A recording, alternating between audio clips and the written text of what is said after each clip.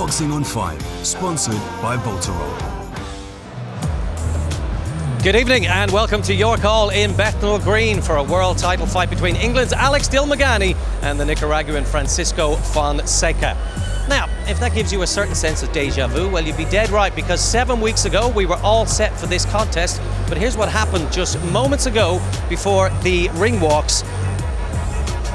Fonseca was receiving medical attention after being sick in the dressing room. He ended up flat on his back. There were intense talks between the doctors and the governing bodies, and eventually the fight was called off. Well, tonight Fonseca is back, and we hope he's in much better shape, but we'll double check right now with Jeanette Quashie. Yes, we are here with the Fonseca brothers. And Francisco, I want to start with you. You were here a few weeks ago, but you had to pull out last minute. Can we just check, are you feeling fit and are you feeling well? Dice que estuviste aquí hace algunas semanas y que no pudiste pelear, que cómo te sentís hoy para esta noche. No, hoy sí me siento a un 100%. Creo que si aquella noche me hubieran dejado competir, era un 25% de lo que es Francisco Fonseca. Hoy van a ver a un Francisco Fonseca a un 100%. Today I'm 100% ready. You will see tonight and I will show what I can do inside the ring. And what can we expect from you? You have got your brother here with you this time. It's good to have that support. Did the extra time help you get fit and ready to go? ¿Qué es lo que se puede esperar de vos hoy? ¿Qué significa tener a tu hermano peleando también esta noche? Y si este tiempo extra te ayudó a prepararte mejor. Bueno, lo que pueden esperar de mí esta noche es una guerra en el ring. Vine a ganar, vine a llevarme ese título para mi casa y obviamente pues tener la motivación extra de mi hermano también compartiendo el mismo ring, el mismo evento, pues es un sueño que siempre anhelamos eso, pelear títulos importantes y obviamente en una misma velada. Ya lo hemos hecho a nivel nacional, pero nunca internacional, entonces creo que es una motivación extra esta noche. You will see a war. For sure, I came here to win this title, to win this fight. I will stop my opponent, and the fact of my brother fighting on the same card, the same night, also for the title, of course, is an extra motivation for me.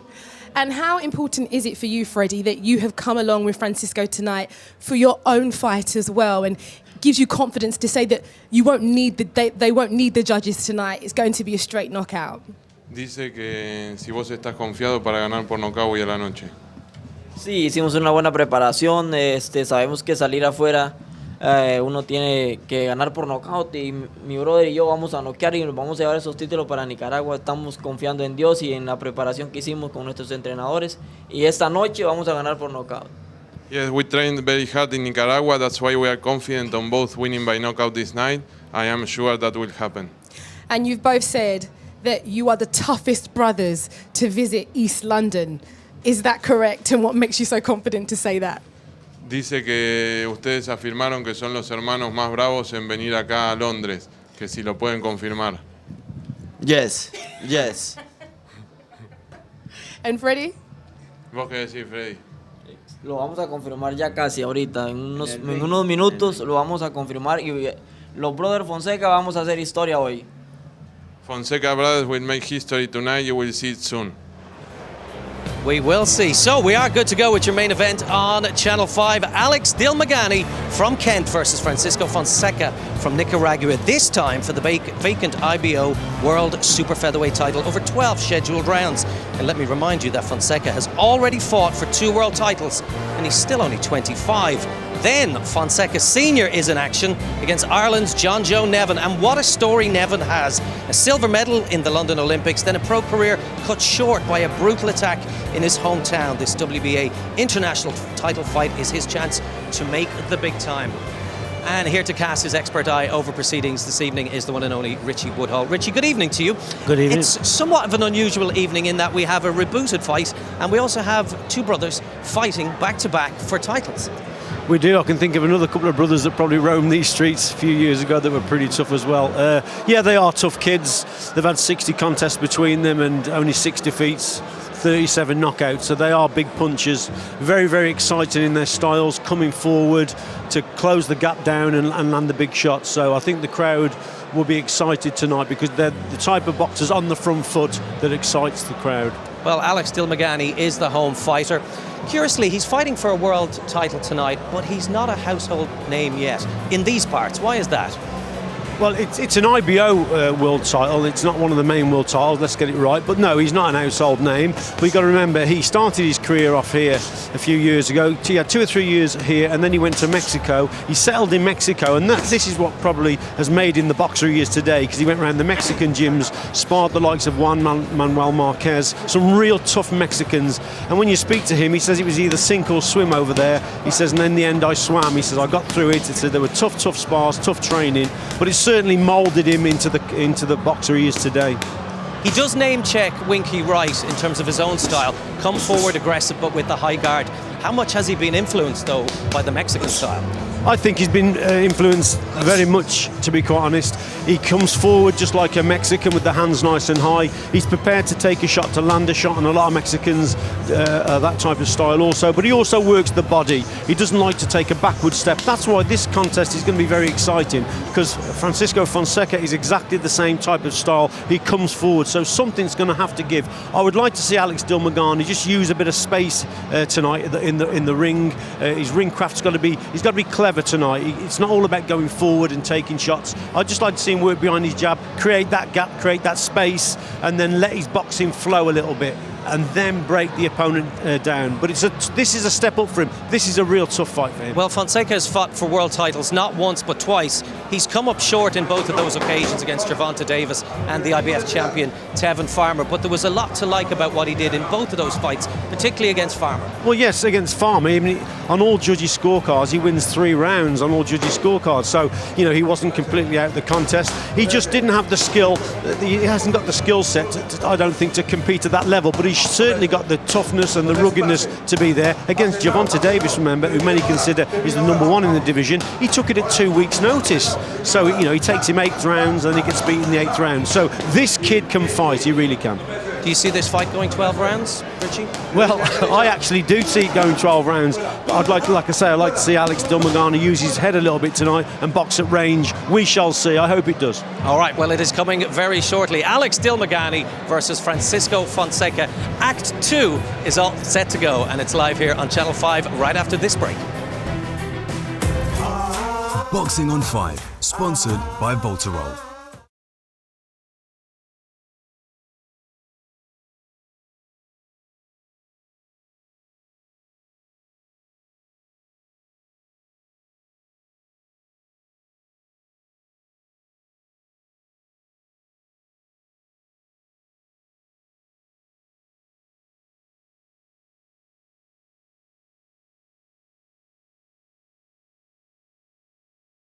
The main introduction. See us live on to make some noise and show everybody right around the world what a great place we're in this evening.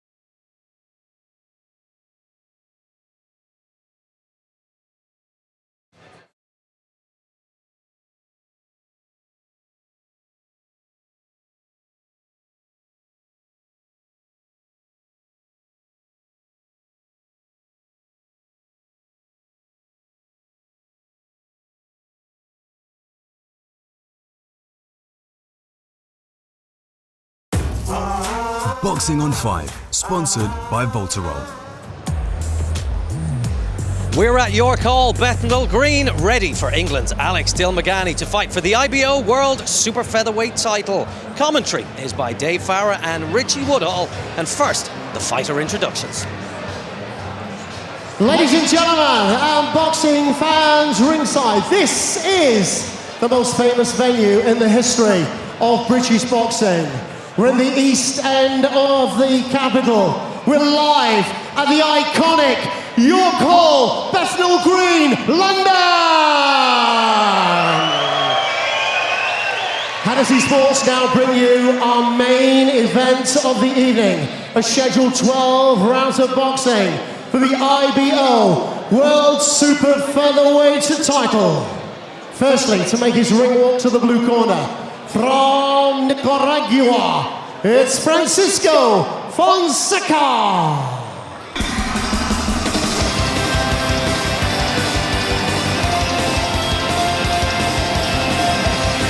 He wants to take his chance this time, Francisco Fonseca. Only beaten twice against big names in Gervonta Davis and Tevin Farmer. This is a serious test, a serious step up for Alex Dilmaghani. Twice he's challenged for a world title and twice he's been beaten by elite fighters. And in the York Hall tonight, Francisco Fonseca, who is well, who is ready to go, hopes to make a big statement. This isn't just a step up for Dilmaghani and a chance for him. Fonseca sees this as a real route to somewhere special.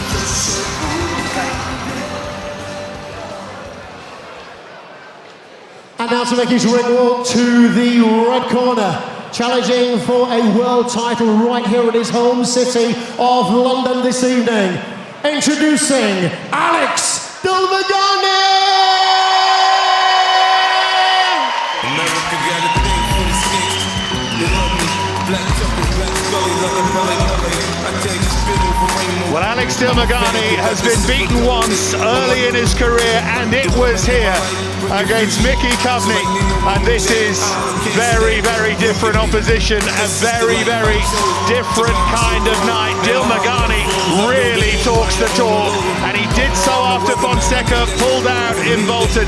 He said that the Nicaraguan didn't fancy it, saw his size, and thought he couldn't find a way through. But now Dilmaghani has to do the talking in the ring. This is a fascinating fight, just about a 50-50 fight potentially, and many ringside fancy Fonseca, but Dilmaghani has so much confidence here.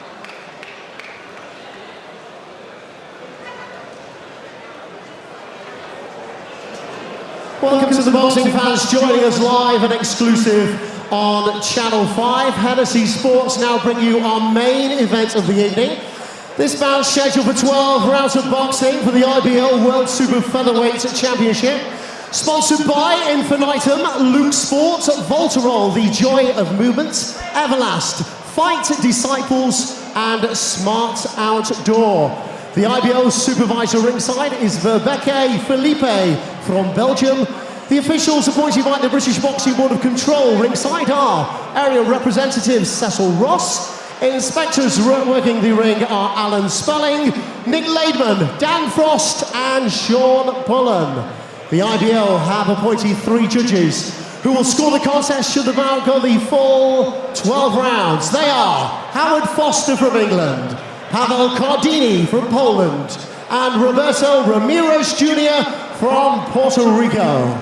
Timekeeper on the bell is Brett Bowles from England, and upon the sound of the bell, the third man in the ring, introducing star referee Michael Alexander from England.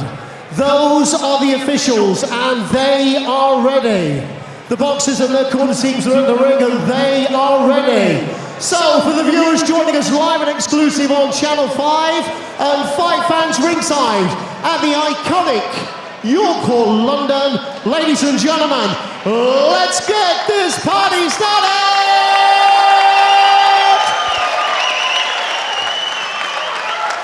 Firstly, in the blue corner with his head trainer Norberto Lopez, on the scales officially at 9 stone, 3 pounds, 5 ounces. 25 career victories, 19 going inside the scheduled distance. 2 defeats and 1 draw on his record.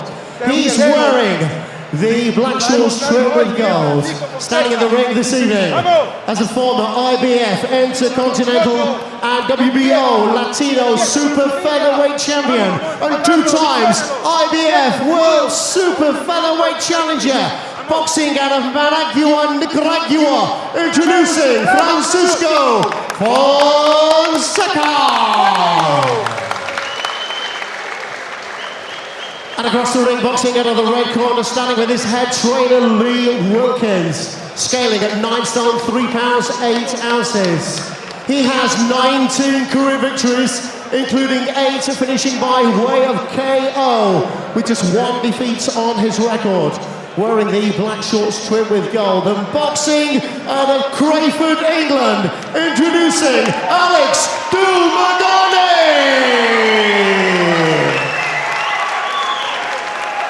Referee Michael Alexander will now issue his final instructions to both boxers. Well, as you both know the rules, so let's just have a good, clean fight, okay? Most of all, remember to defend yourselves at all times, all right? Just go.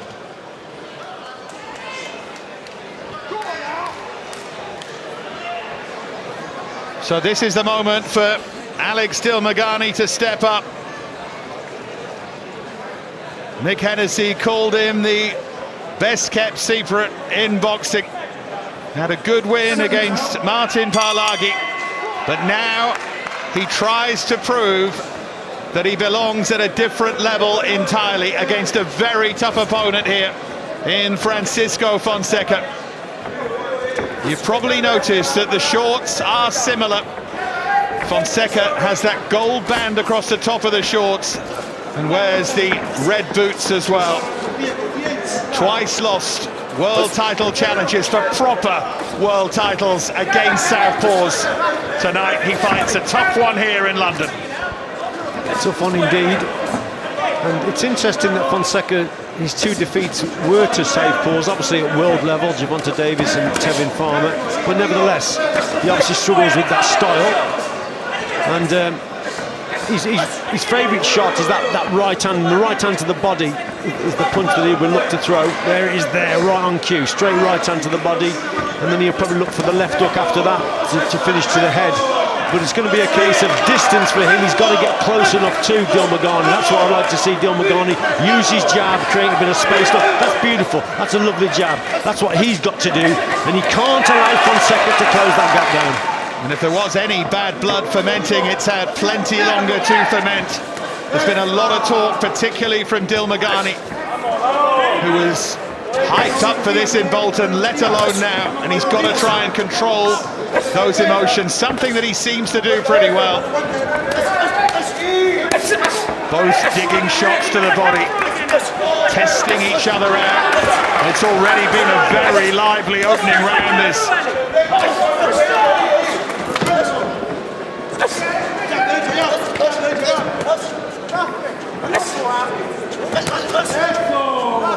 Dilmaghani there just acknowledging that he was caught and said, well, come on then. But in a contest like this, Dave, you've got to try and limit the times you're going to be hit here, because this could go all the way. And if you keep taking punishment punches, then that's going to obviously add to that fatigue. And that really does. You get tired through taking shots. So it's all about avoiding the punches also. Well, Lee Wilkins, Dilmaghani's trainer, says they've seen flaws in Fonseca. He's a little slow-footed, and what Dilmaghani always describes as his educated pressure, they think that can eventually get to him and wear him down. But an opening round, though, full of action. And they're both trying to establish dominance in the middle of the ring.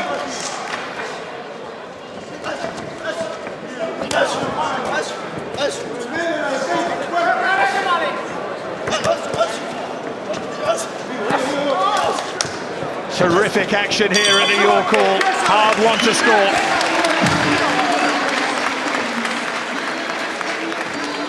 Sponsored by Voltarol.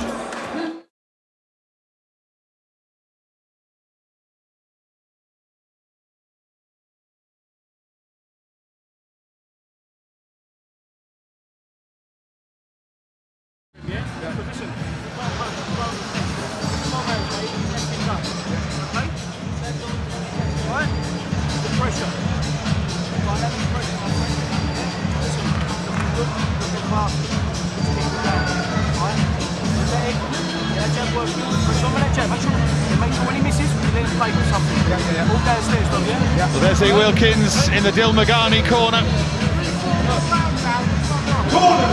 Learning what it takes at this level, and here's some of the action from that opening round. It's a close round indeed. Could have been a 10-10. I just thought Fonseca just at the edge. It's all about work rate in that opening round. Bright start from Francisco Fonseca. This is all about a step up to world level for Dilmaghani. And a sign that he too belongs to Fonseca. Don't worry about the title on offer or anything like that. This is a fight that could both launch them and also set them back. Well, there's a good shot you see from Dilmaghani, but then he just holds his feet and takes a couple as he's delivered the right jab. But he has to create that space and gap between himself and Fonseca, and he's got to avoid. That's where Fonseca's going to be strong, in on the inside. And I know Dilmaghani likes to box like that also, but for me, that right jab from Dilmaghani is an important punch, and that's how he's got to set up the attacks behind that lead hand.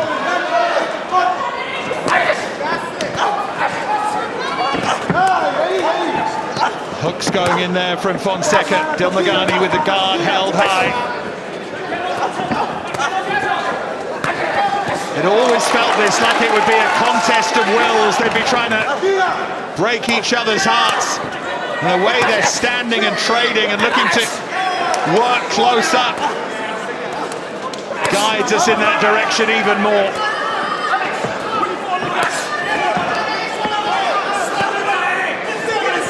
Because right now they're standing and trading here, just trying to find a dent in the other.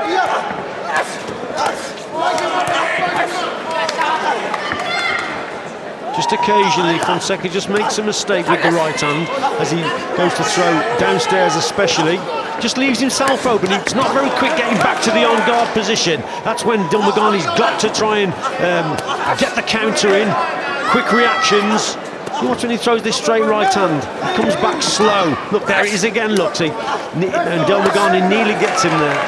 Good right hand to the body there from Dilmaghani. Such a high volume, surely they can't keep this up. They're both supremely well conditioned, but this is being fought at a real pace. Fonseca trying to unload now. Spent much of his life in Costa Rica, but still likes to fight for Nicaragua. They've both had extraordinary life stories to this point.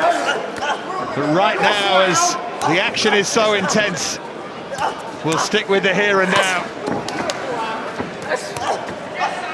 Important, Dave, as well, to finish the round strong, just to catch the judge's eye.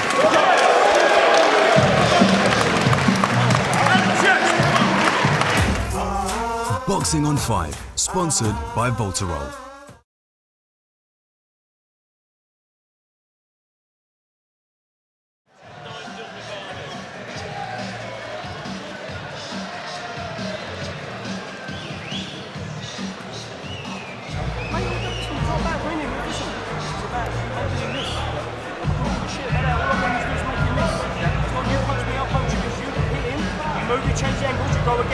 Second phasing, use the left hand a little bit more. Put the steel closer. Right? I'm reaching, all right? Left hand a bit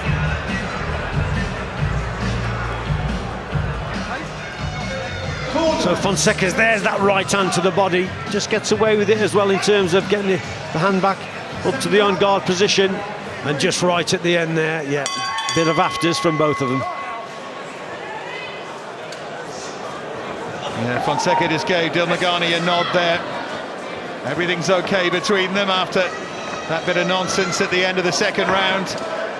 Fonseca in those black shorts with the gold around the top of them. Dilmaghani in very similar colours here. And Dilmaghani trying to unload there. It's good work from him at the start of this third round. Teak toughness that he learned in Mexico under Nacho Beristain at the legendary Romancer Gym. Sparred with Juan Manuel Marquez. And this is a Mexican kind of fight already.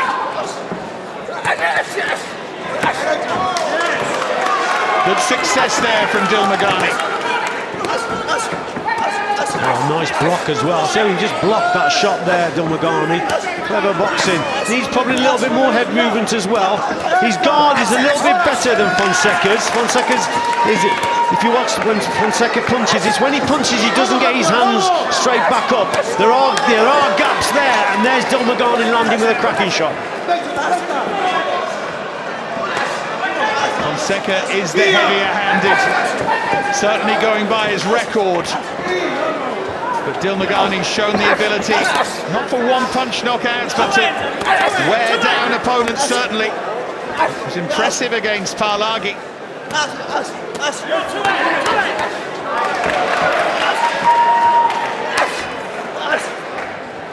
Pace just slowing a little bit in round 3. Dilmaghani again looking to the body.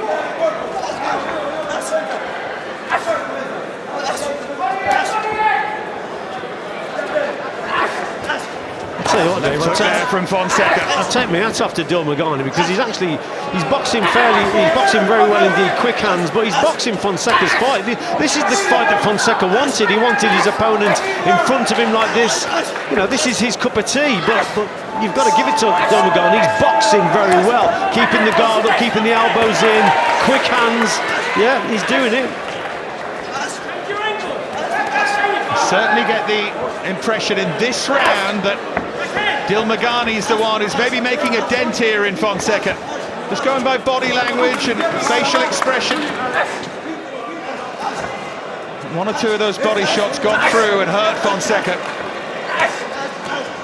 Fonseca himself, though, a very good body puncher.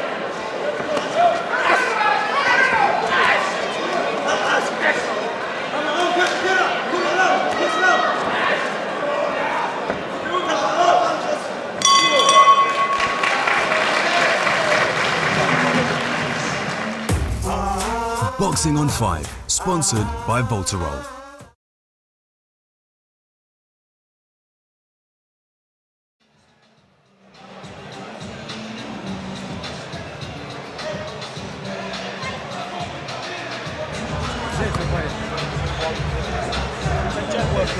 One more. Put it back on straight over. The back on is the best way to land it, all right. Whether it be to the head or to the body out, yeah? Okay? I don't want you staying in the pocket. Move round him. I want you to move round him and then get back on him again. Okay?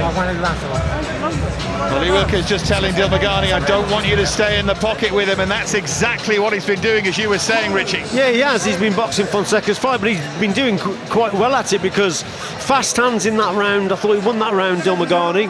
It was a good performance for him, but his coach doesn't want that type of contest. Stopped 19 opponents, Francisco Fonseca. And for all that he came up short at short notice, remember, against Gervonta Davis. And then against Tevin Farmer, he can certainly punch. Combinations from Fonseca at the start of round 4. Has Dilmaghani listened to his corner here?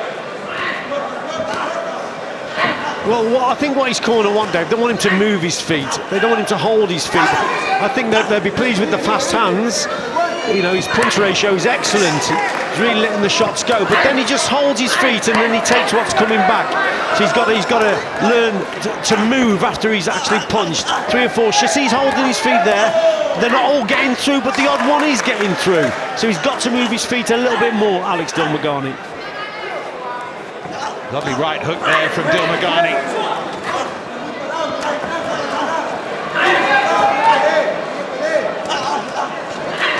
Fonseca having plenty of success as well, though.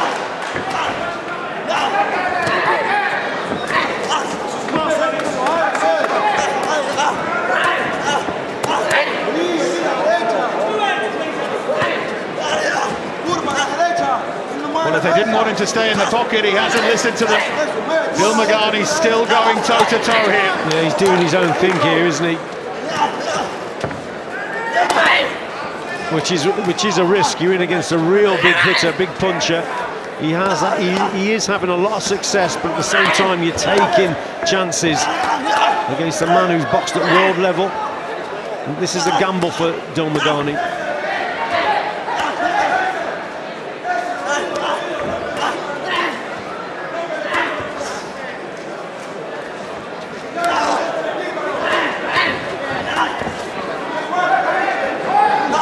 Fonseca's family went to Costa Rica when he was 6 years of age, and he was put to work straight away, worked on the coffee farm, known hard work all his life, in and out of a gym. He will not take a backward step voluntarily here.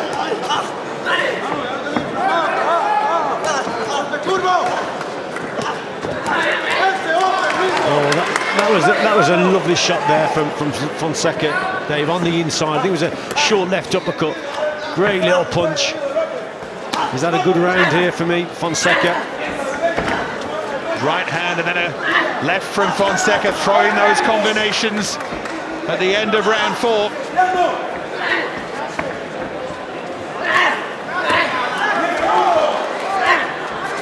Counter there from Dilmaghani, but he's under pressure here.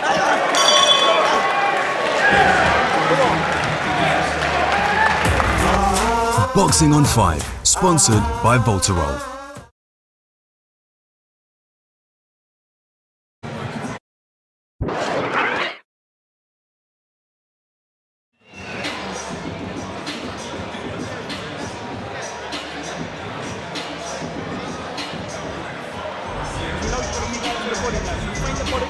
Más ahí que Ángel, no estamos en nuestra casa aquí. Vamos, nadie nos va a regalar nada. Nadie nos va a regalar nada, Francisco. Tú prometiste, tienes que cumplir, brother. Tu familia, hijo, tu familia, papá, tu familia. Tiene corazón. Tiene corazón, tiene huevo y te pesan los huevos. Demuestra ese cabrón que no se cree, ni un poquito They más. love his work in that Fonseca corner, and in the previous round there was reason to, Richie. Yeah, there was. Here's this little left uppercut. What a super shot that was. But that was the best shot of the round. A lead left uppercut on the inside. Cracking punch.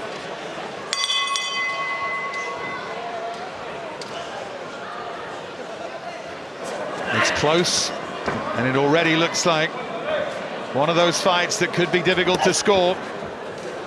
Give it a chance to settle a bit more before we get Richie's scorecard, but could certainly have a difference of opinion about some of those early rounds. Fonseca unloading with a big left hook, but it's a good response from Dilmaghani. He just has the faster hands, doesn't he, Dilmaghani? He's got to be a little bit more clever with the feet, in and out maybe. But also he's just got to time his attacks a little better, his counters, because as I say, Fonseca, he's not that quick. He's not a slow puncher, but his punches are definitely slower than Dilmaghanis, and they don't get back to the on-guard position. That's when Dilmaghani's got to time his counters with those fast hands, just after Fonseca lands. Dilmaghani took a really solid uppercut there from Fonseca and then responds. Just needs a little bit more head movement though, Dave. That's what he does. He's just in front of him all the time, Dilmaghani. A lot of these shots are hitting the elbows and the arms, but some of them are getting through.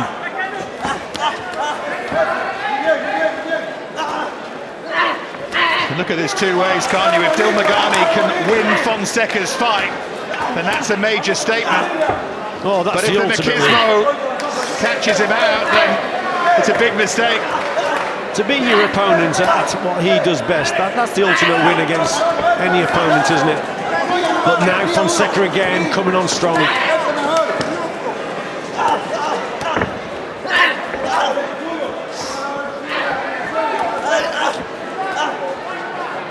Both applying huge pressure here, and you watch on to see if either of them are wilting, and there are no signs of it yet. Good left hand from Dilmaghani. He's very well supported here. Michael Alexander with just a warning there about heads, and that was inevitable given how close they're coming together.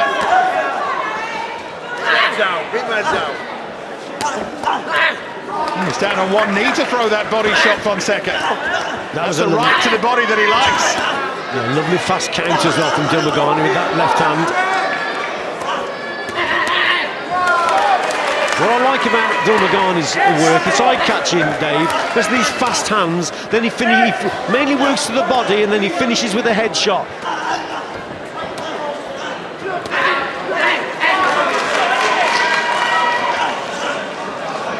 However you're seeing it, whoever you're supporting, it is terrific action here.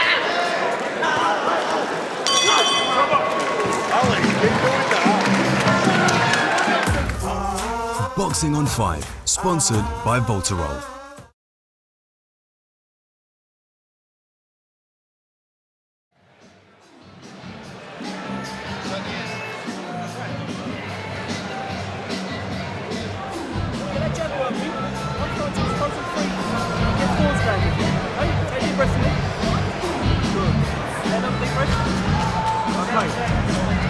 Feet now. Let's trigger that. 10. 1-6. Let's get our feet working. Right? You right? You good? 6-0, yeah? Yeah. So let's get our feet working now we can hear. Alright, let's make him miss, make him pay.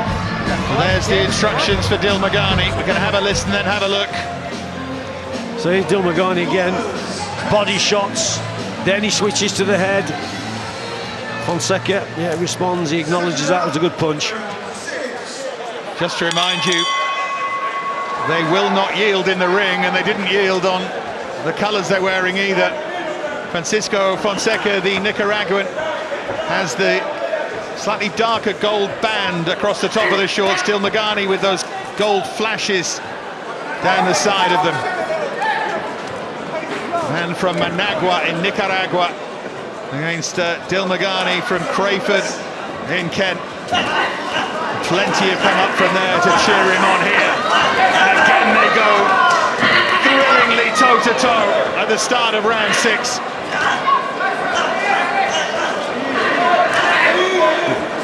Took a good left hook there, Dilmaghani. That was a great shot from Fonseca. Again, Dilmaghani, he's targeting this right hook, Dave. Gum shields come out, but if you watch these fast combinations downstairs that Dilmaghani does, then he's targeting, finishing the combination with a right hook to the head.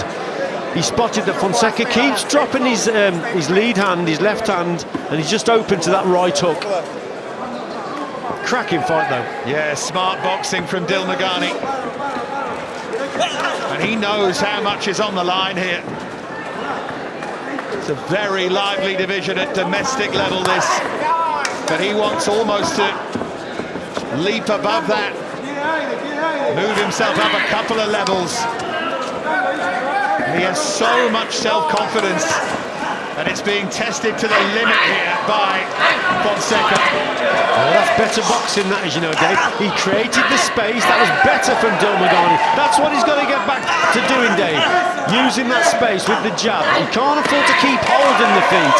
See, now he's starting to outbox him a little bit better here.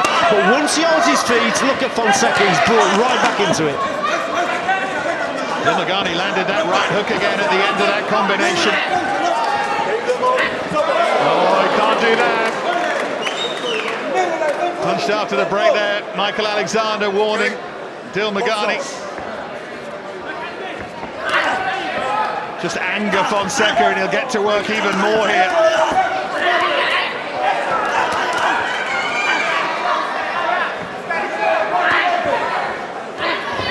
Great shot, Dilmaghani. Belting his shot. best punch of the fight. But then holds his feet, Dave, you see. But nevertheless, that was a cracking shot. Just a plain and simple right jab. But now Fonseca responds. Dilmaghani having the better of this 6th round, maybe. So just to repeat from the angles, you're sitting at ringside where the judges are. You could see this in many different ways.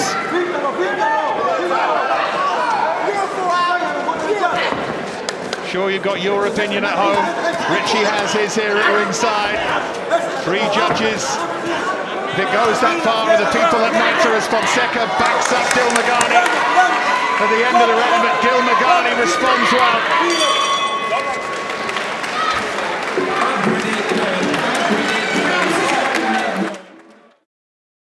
Sponsored by Voltarol.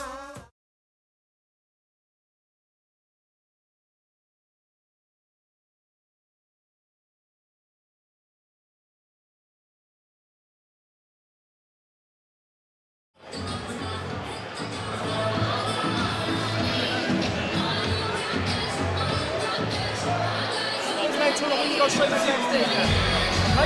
Yeah? If there's any problems, you just another one, come back downstairs. Okay? Alright? If no, just give me a shot, just let you in. If he wants to let you in, then come back downstairs again. Get around. Just like anything, you don't want it. There's the advice for Dilmaghani, and there was some good work from him towards the end of that round, Richie. Yeah, nip and tuck. Another great shot there from Dilmaghani. That right, straight right hand, straight jab. Halfway through the scheduled 12. Fonseca comes out on the front foot. There's Richie's scorecard. Got Dilmaghani a point up here. As I said, there will be differing opinions. I mean, there always are, but you know what I mean in a fight like this. Well, every round is close, isn't it? You know, there's not a lot in this one at all. It's a point either way for me. We saw that in Lewis Ritson and Robbie Davis Jr., didn't we? People are still arguing about that. It was a similar kind of fight.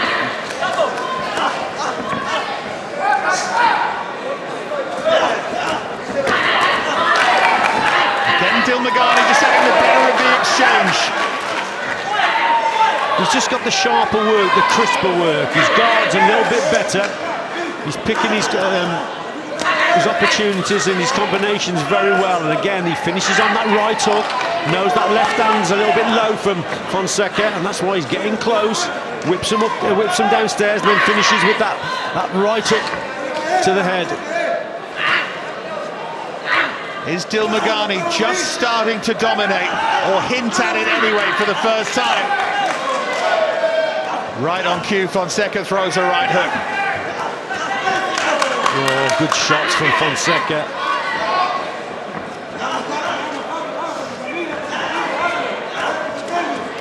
Any idea that Fonseca didn't fancy the job has certainly gone away. Dilmaghani was hinting at after the illness up in Bolton. Big test for Alex Dilmaghani, this is. We know Fonseca is proven at world level. The 2 defeats at world level, but you know, give a great account of himself. He'll come on strong. He's the type that can do this for 12 rounds. Can Alex Dilmaghani? Big test.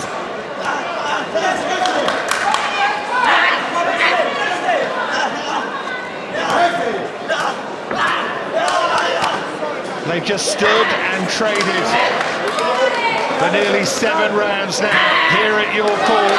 It is a old school fight, this, at the appropriate venue.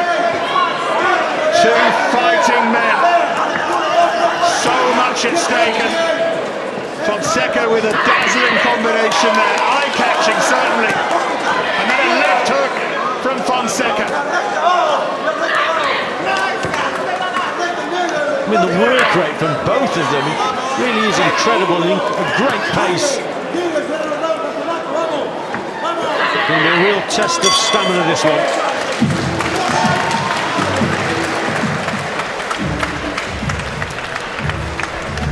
Let's have a listen now to the Dilmaghani corner there with Lee Wilkins. Change your angle. Change your angle. Yeah? You're landing double well to the top, go back downstairs again, yeah? Or you land well to the bottom, go back upstairs to the top now, okay? Alright, yeah? Okay? Alright, you remember, I think that's his last round, he's come out, the time to come out. You know what I mean? The time to come out there, yeah? Okay? Tremendous round of boxing from both men. Extremely fit, Dilmaghani landing with some good shots, but so did Fonseca. Just come out of that exchange there. Dilmaghani with a good punch. It's interesting as well to hear what Lee Wilkins was saying, that they think that might be Fonseca's last round, that he might be tiring.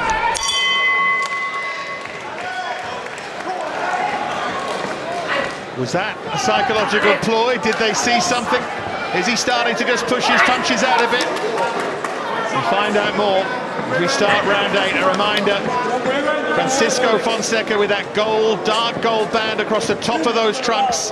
Alex Dilmaghani from Crayford with the gold stripes, the bands down the side of the trunks.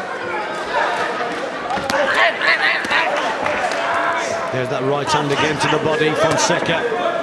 Dilmaghani has got to capitalise on that. Fonseca urging Dilmaghani on. Those body shots might just be starting to take their toll on Fonseca here. Then he comes back, the combination to the head. Well, that's what he's got to start doing as well, though. Just that simple jab. We've seen it in the last round. It was a perfect shot. Just a right jab. Just to create a bit of space. I think Dilmaghani boxes better when there's a bit more space between himself and Fonseca. On the inside, Fonseca is tough, he's rugged. He prefers this type of contest. This is why it's so exciting. They're both complementing each other. And Fonseca, he's loving this because Dilmaghani's just holding those feet. But give credit where it's due to Dilmaghani. He's boxing very well. I just think he could make it easier for himself if he boxed at distance. And the crowd cheering those combinations from Dilmaghani. They largely came off the gloves of Fonseca, though. Oh, lovely jab again from Dilmaghani.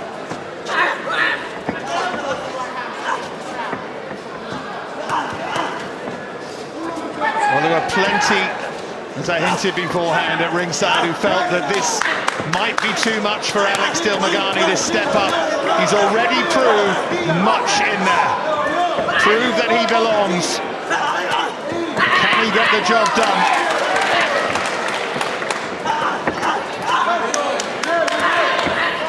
Dilmaghani definitely looks the stronger in there at the moment.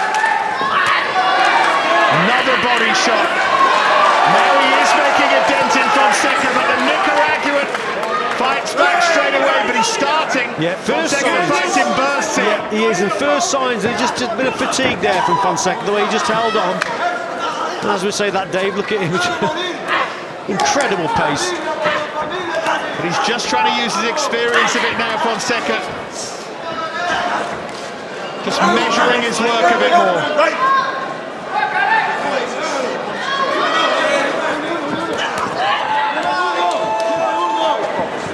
Dilmaghani's face is marked up. They are two tough men in there.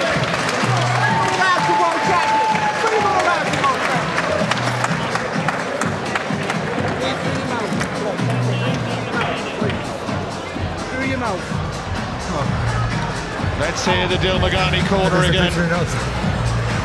Alright. So if you again now, mate, yeah? He's throwing lazy, he's throwing sloppy, he's throwing wild, we go straight through it. Okay? Yeah? Unbelievable pace, Dave, and quality as well from both boxers. I thought Dilmaghani just had the better of the exchanges here, although other people will see how they see it, but it's very, very close indeed. I just thought those sharper punches for me did it for me in that round for Dilmaghani. Quédate ahí sentadito. Corazón, corazón, papá. Vamos, te quiero mucho, pero demuéstrame que usted es un guerrero.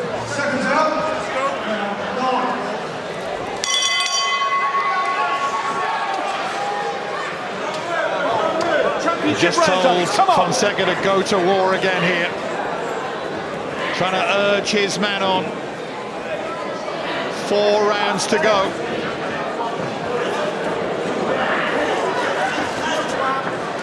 Fonseca starting brightly here in round 9.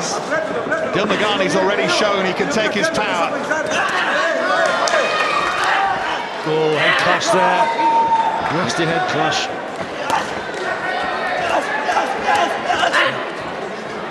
Fonseca pumping out those left hooks.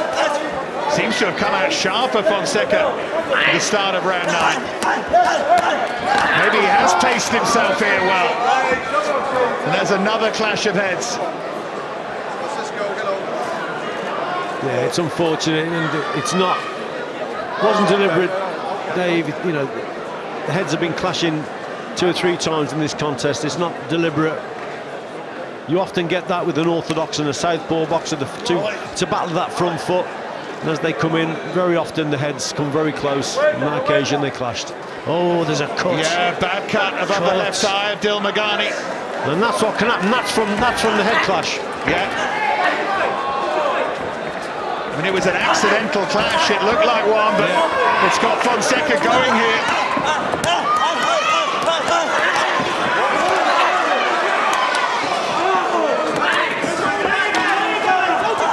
Dilmaghani's dream just turned into a considerable nightmare here. That cut is in a bad position. Belting right up then from Dilmaghani. Cracking shot. Yeah, it's given him a new lease of life, hasn't it? Seeing the cut. Fonseca now on that front foot. And it's a bad cut over the eye. The corner will have a bit of work to do at the end of this round. Well, he's got Kerry Kayes in there, one of the very best in the business. Just over a minute to go.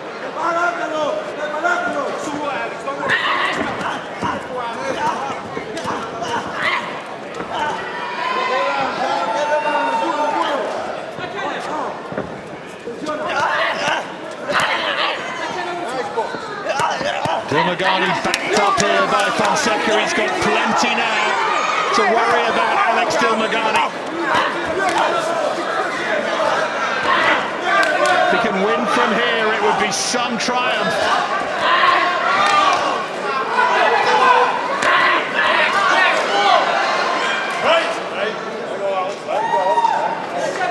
Final 30 seconds of round 9.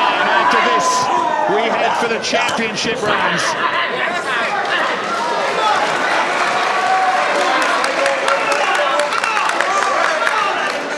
Both of them just showing signs now of fatigue. You can't blame them, Dave. They put so much in.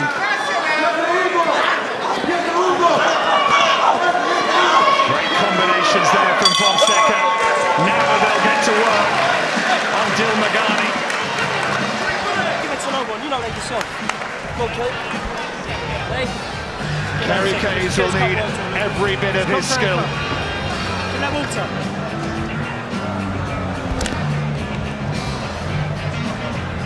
All the class is still there, Alex, yeah? So this was the warning sign, really, that where the heads are clashing. They clashed there just very briefly, but then that was the one that's done the damage. It's the one that we think that's done the cut, and it's a bad cut. If that blood gets into the eye, then that could cause real problems for Alex Dilmaghani. Hold the class now. Move your hands. Dig your hands on, you throw that backhand straight into him again now, yeah? Okay? Alright? Don't move. Do not move. Don't move. Do not move.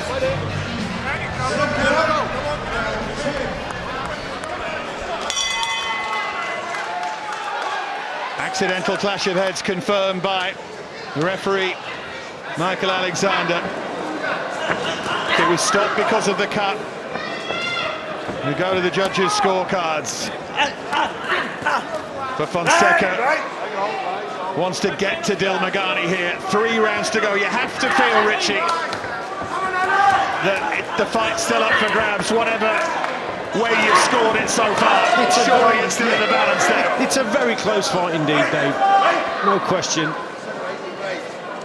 And Fonseca now, he seems to have come out again, new lease of life. He's an experienced man.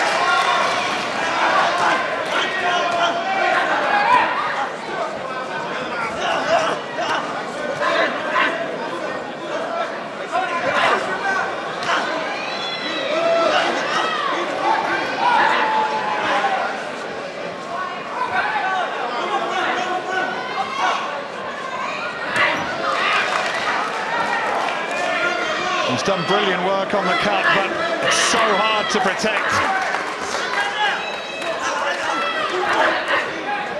And the pace has barely relented here. Dilmaghani still digging in.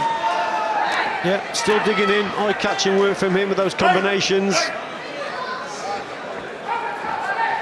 Just needs a little bit more head movement, just to avoid what's coming back. You know Fonseca's going to come back with something. Look there, straight away. It's a case of Dilmaghani landing shots and then Fonseca straight back at him.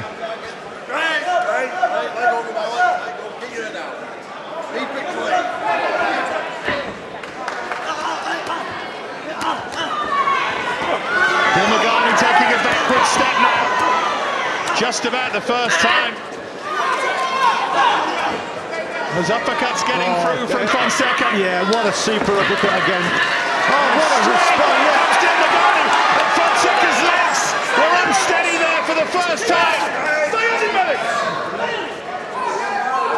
He responded so well there, Alex Dilmaghani. Looked to be under pressure, got caught with the big left uppercut on the inside, but there he responded there. Fast hands.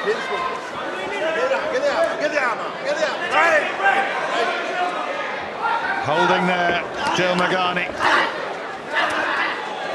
Fonseca has been there before, and is that just starting to make the difference? He was definitely buzzed by that Dilmaghani left hand, but he's recovered. 10 seconds to go in round number 10. The level of skill and bravery is something else.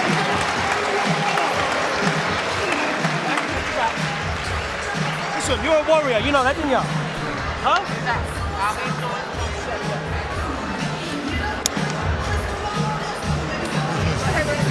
Oh, this is lovely day in the work.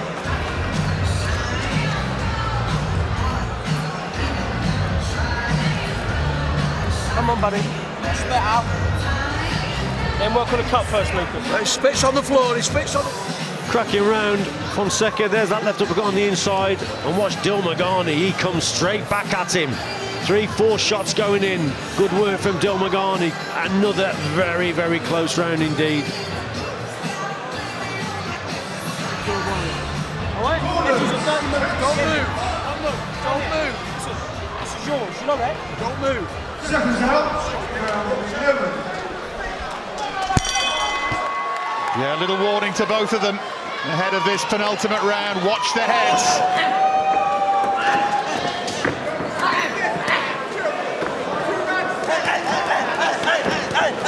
And there's the scorecard from Richie. He's got Fonseca a round up with 2 remaining. So on your card, Dilmaghani needs to win both of these rounds.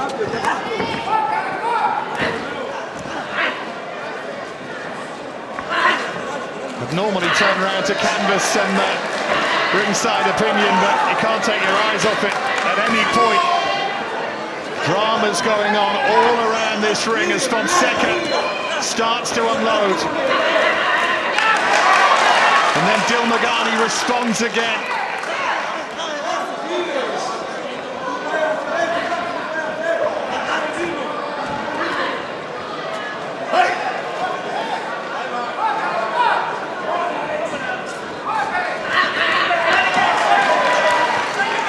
Everyone crowded into this famous old venue knows that they're watching something special.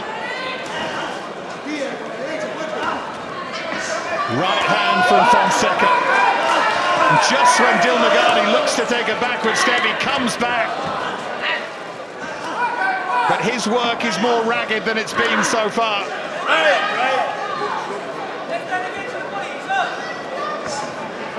Cut under the left eye of Fonseca.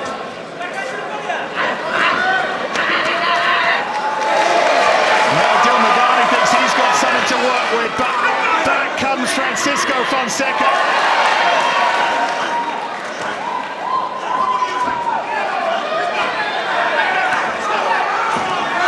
Dilmaghani needs all of that heart. Everything he learned in those Mexico gyms needs it right now. Fonseca will not go away. Just when Dilmaghani, you think, you know, he's doing the eye-catching work, fast punches, back comes Fonseca, the volume from him, incredible pace, they're both boxing up.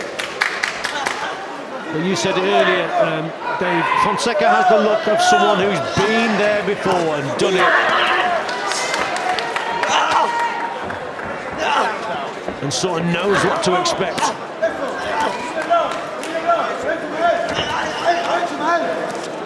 There's a time in the middle of the fight when it looked as if Dilmaghani might be taking over, but now Fonseca looks the stronger. 10 seconds remaining in round number 11.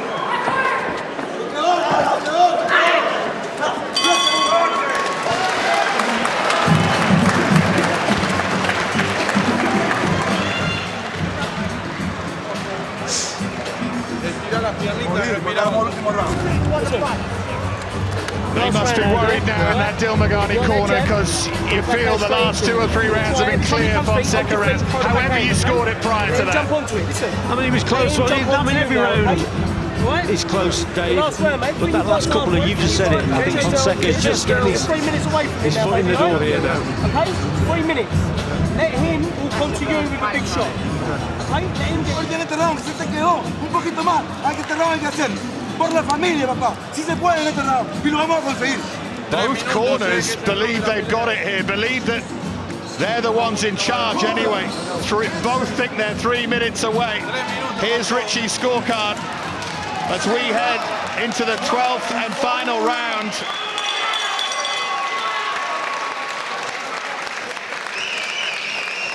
Richie has the Nicaraguan by 2, but so many of those rounds, early particularly, are matters of opinion. So many close rounds. A few that were clear as well, but I'd suggest that the clearer ones were Fonseca rounds. See how the 3 judges have it, if we still need them.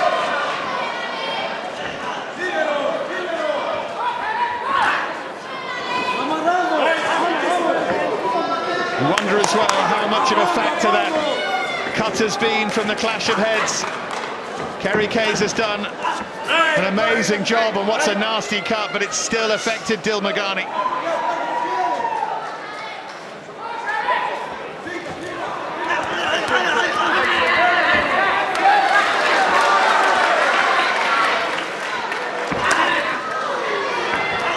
Well, the final round was never going to be anything but this, the way they fought. Barely a cigarette paper between them all night, toe to toe.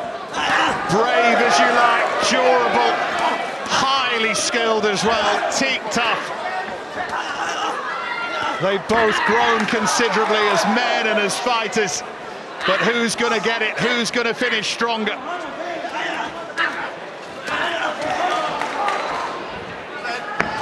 I think it's been very rare that we've seen a round where they literally haven't fought like this, Dave. The pace has been unbelievable, relentless. Both extremely fit. They must have put so much into the training camps. Again, Dilmaghani looked to have caught Fonseca. Again, the Nicaraguan responds.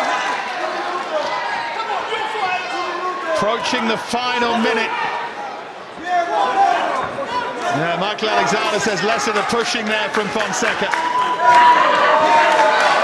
Look at Dilmaghani's bravery again, the combinations, but Fonseca will not go away. He hasn't let up all evening. Dilmaghani's breathing heavily now. Yeah. He was hurt by that right hand, and Fonseca has sensed it, and Dilmaghani holding desperately.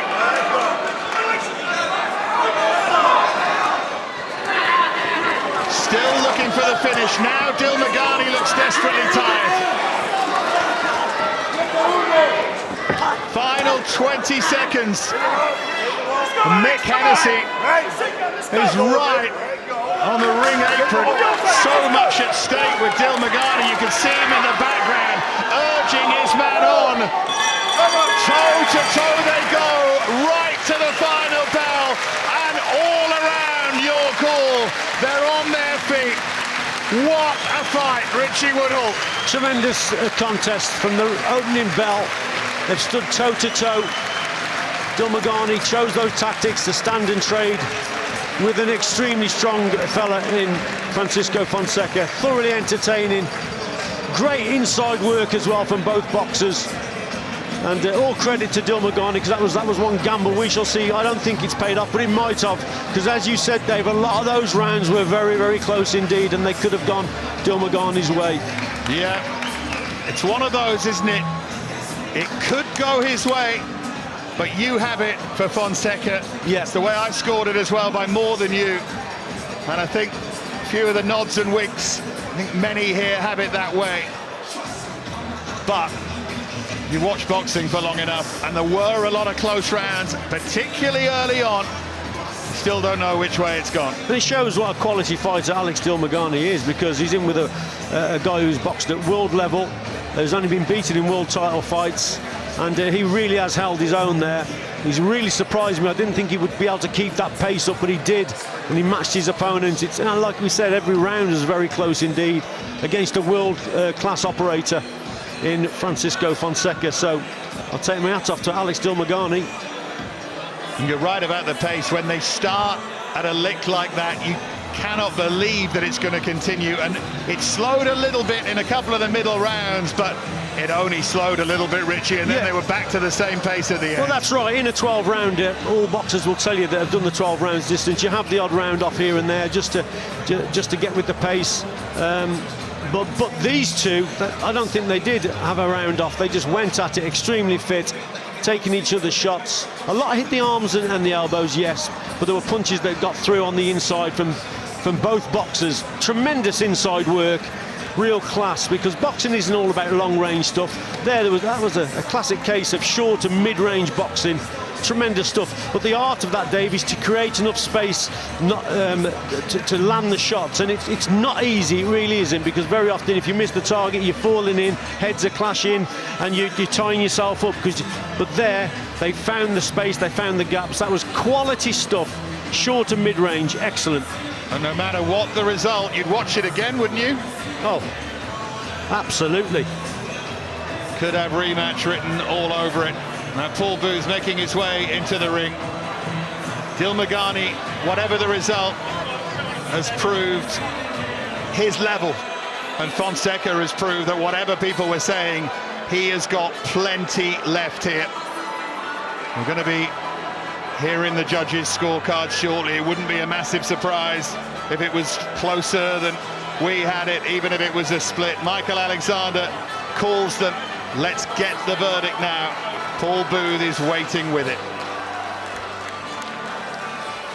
Ladies and gentlemen, before we make the official announcement, I'm sure everybody ringside here at York Hall this evening would like to show the appreciation of both the efforts of these professional boxers in the ring.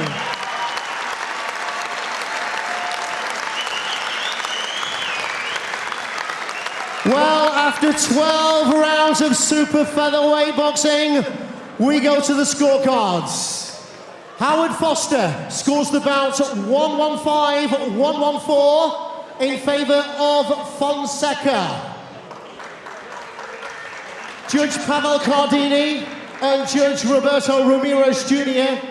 both are unable to separate the boxers and score it at 114-114. The official decision is a majority draw. So majority draw, which satisfies no one. Just to remind you about the way boxing works, Fonseca might have got it on Howard Foster's card, but the two draws overrule that. Appreciate we got plenty of people watching who aren't watching boxing every week. So majority draw means that we may well see it again at some point. And the title, for what that's worth, remains vacant. But it's more about the context of the fight and just what it means. And Dilmaghani was shaking his head there, but maybe arguably got away with one a little bit there, Richie. Yeah, you know, it was very close, Dave. I just had Fonseca winning it. But there you go, it's one of them. It could have gone either way. And it just, you know what, Dave, the thing is, they've gone through such a hard battle there, and then to score it a draw, that's a big disappointment for me. Yeah, there you go. Two warriors, one sensational fight, wonderful fight, two brave men, and they couldn't be separated in the end. So majority draw between Fonseca and Dilmaghani. I'm sure we will see it again. And in terms of what we're going to see, plenty more coming your way tonight. Well, Dilmaghani promised a salivating shootout, and it was that and more tonight. That is why we fall in love with the sport of boxing. A terrific contest, the judges can't separate them, so perhaps there is yet another chapter to be written in the story of Alex Dilmaghani and Francisco Fonseca. And very shortly tonight, we have another Fonseca in action. But now, here's a date for your diary. Next Saturday, Bellator MMA returns to the UK.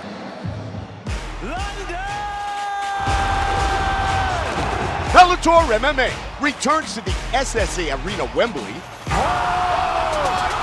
as London's own Michael Venom Page seeks another highlight reel finish. That was a show, like a brutal dance routine. As he looks to take the next step towards Bellator gold. He is back! MVP, next Saturday at 10 p.m. live on Channel 5.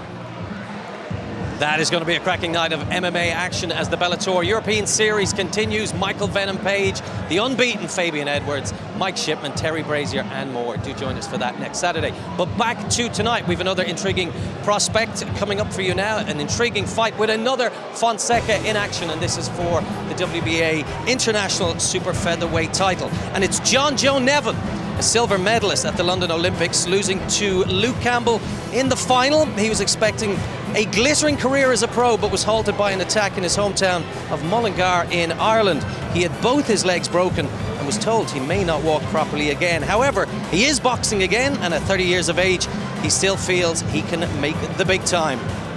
Now, the older of the two Fonseca brothers, Freddie, will severely test those ambitions here tonight. He's fought at world level and has won 27 of his 30 fights. And they meet for the WBA International title next.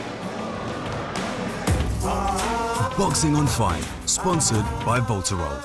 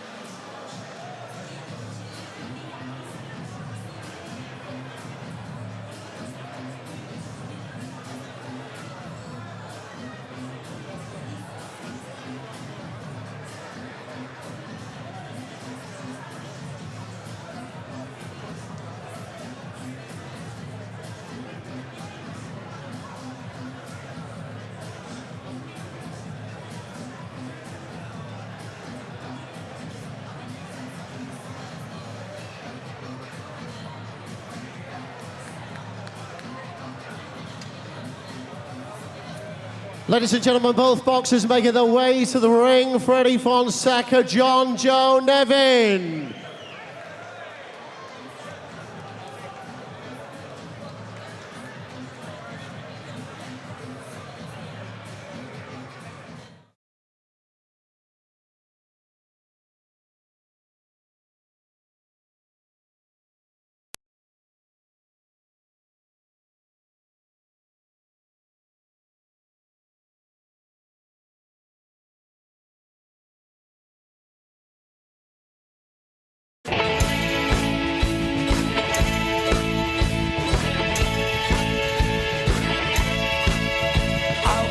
In the morning, so consider this a warning. The work is done, the dues have all been paid. Like my father did before me, no man here will ignore me. For a line, don't get out of my way. 1,000 years is quite a while, living on this emerald isle. We'll stand the ground now as we did back then. We'll fight the fight that never ends, and on that back you can depend. Looking at a son of Ireland.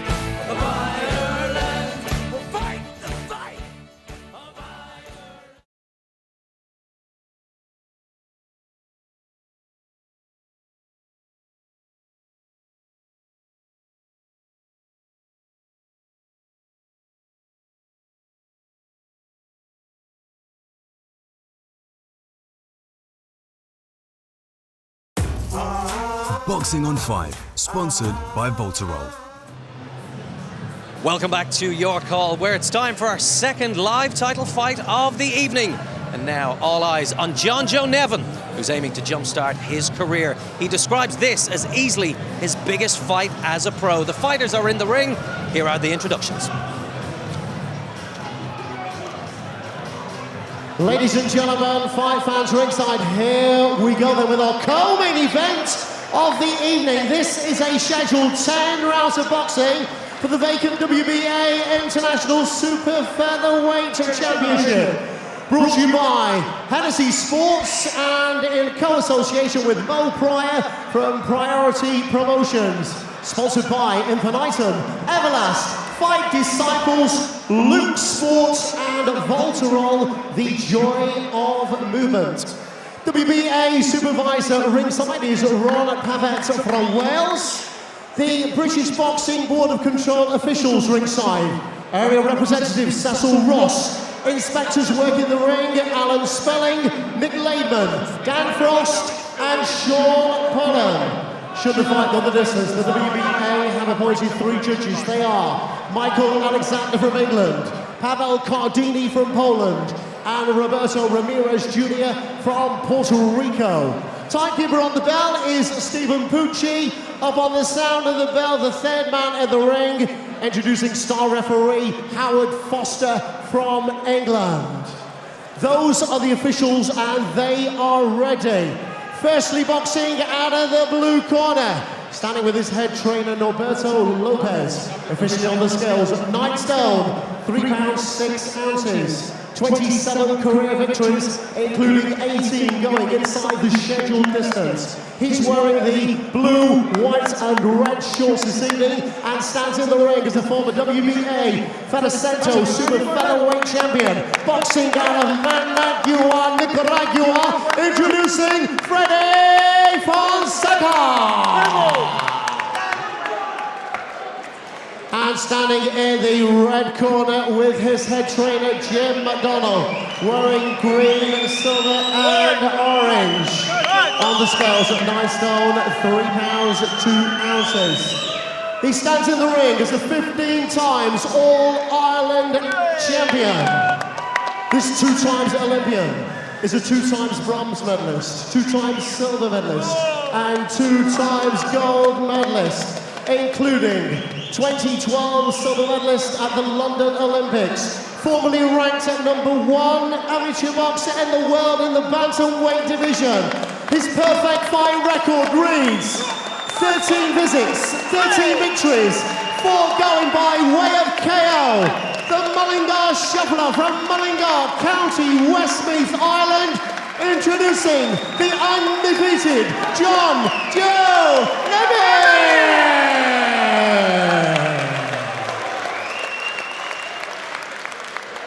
Referee Howard Foster will now issue his final instructions. Okay, fellas, spoke to both in the dressing room. You both know I expect. Keep it clean, break straight away when told. Both of you got your heads in close. Good luck to you both. Touch gloves. Good luck, lads.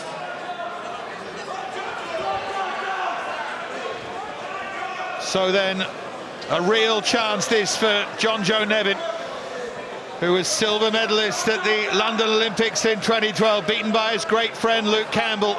And look where Campbell's career has gone, 2 world title challenges.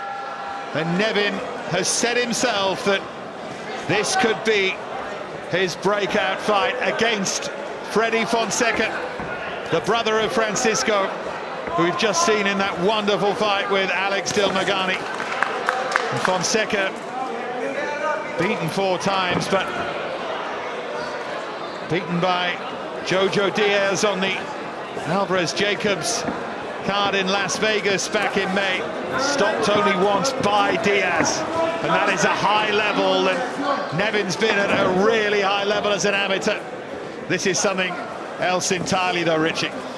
Well, he is, yes. He's in against a strong opponent here, who boxes fairly similar to his brother, front foot, southpaw. He just got caught with the shot there. And I watched, obviously, John Joe Nevin in the Olympics. For me, he did one of the performances of the tournament in the semi-final when he beat the Cuban Alvarez. It was a tremendous display, and against the southpaw. So he seems to do well against southpaws, does John Joe Nevin. And we just had a little glimpse there of what he's got to do here. He's trigger his opponent off, make his opponent come over that front foot, and then go back with that right-hand counter. He's a clever boxer, is John Joe Nevin. He just doesn't go boring forward. He will just sit back. He'll pick his punches and bide his time, but he's got to trigger off this opponent like that, and then he's got to go back with that right-hand counter.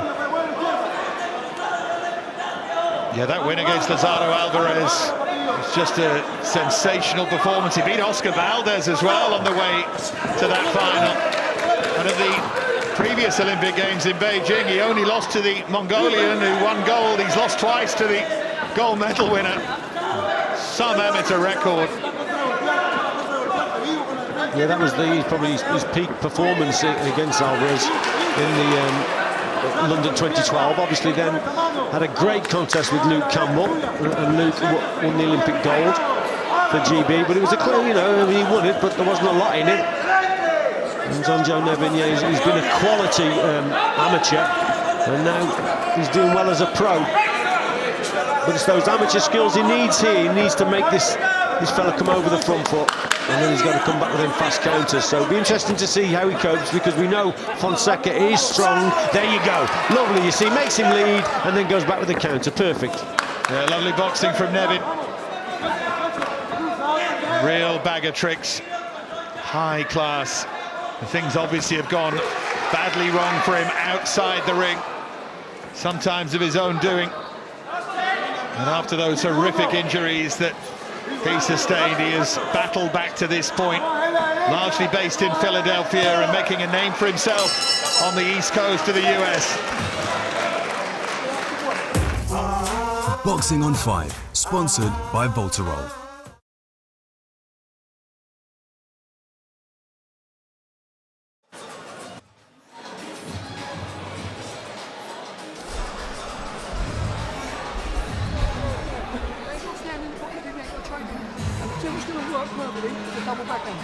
Tried it on the back end that round. It was absolute class.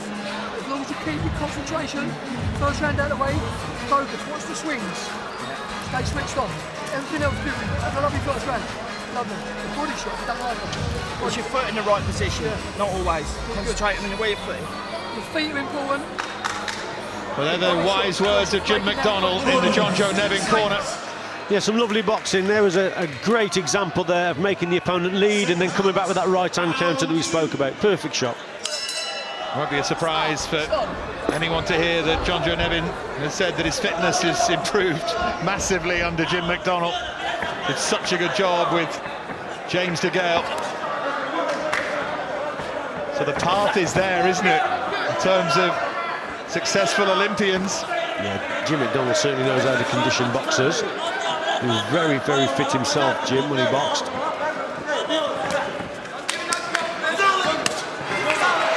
Fonseca with a little nod of appreciation there, that body shot from Nevin. Only 4 stoppages in those 13 wins for Nevin, but these are good, sharp punches. Yeah, lovely counter again. There you go, exactly the same. So he's making his opponent lead off, falling short, going back with the counter. Perfect boxing there from Nevin.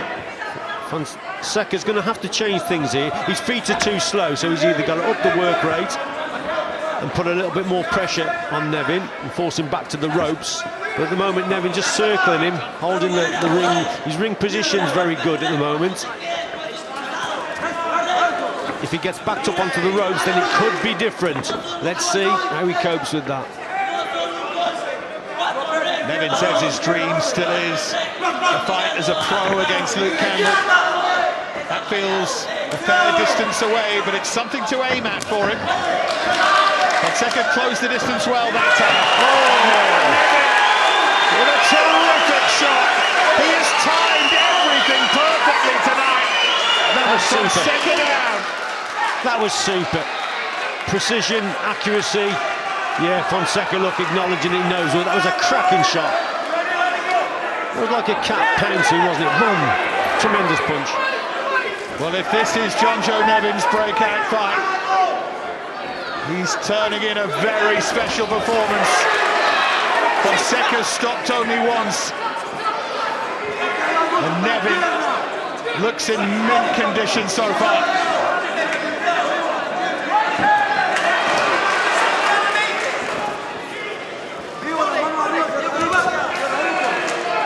Fonseca making a lot of mistakes here, but he's playing to the tune of Nevin. Nevin's controlling the pace very well indeed. He's not really being put under a lot of pressure. Fonseca needs to take a leaf out of his brother's book and really get on the front foot and put more pressure on Nevin. But Nevin's controlling things very well. And it's the accuracy of those counters which is really eye-catching.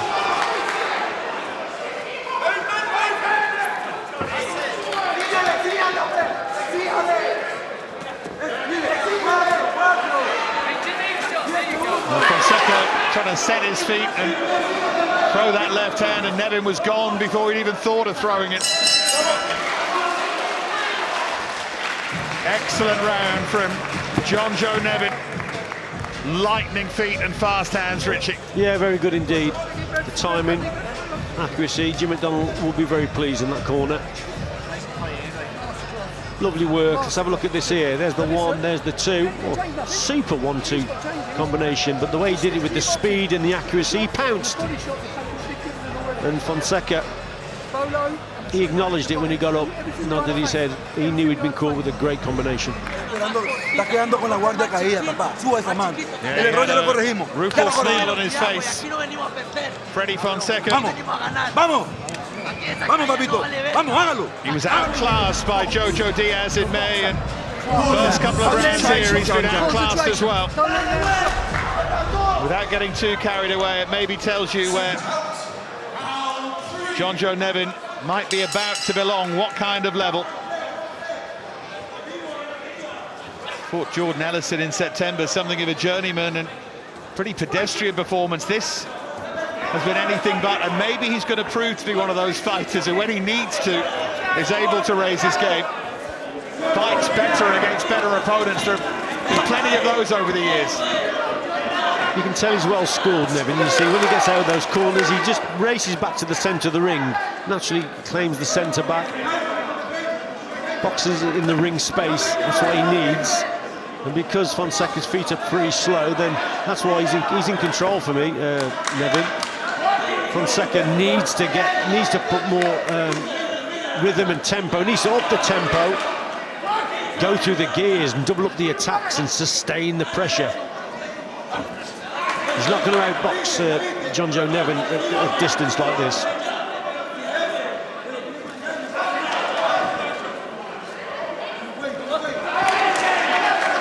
He's looked very slow on his feet, Fonseca.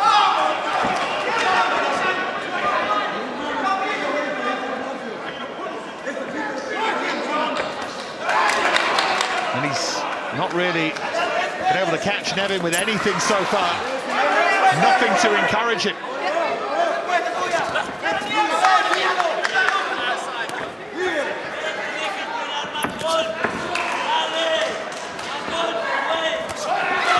There's that right hand again from Nevin. Seems to be working, but also I like his left hook. He's got a great left hook as Nevin, and against the southpaw. It's a great shot to throw. It's delivered outside the line of vision. It's difficult to detect for a southpaw. It hones in on the target. So Fonseca has got problems here. Yeah, Fonseca's just trying to work Nevin out if he can, but he's not having time to.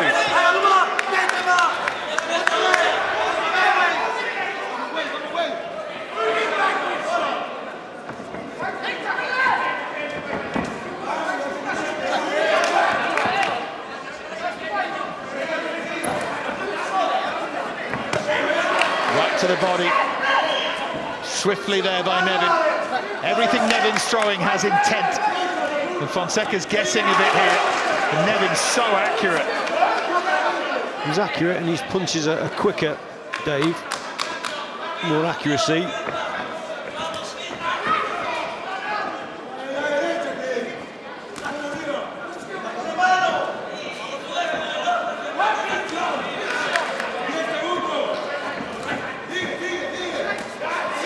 So he needed to go again then, Fonseca. Must double up these attacks.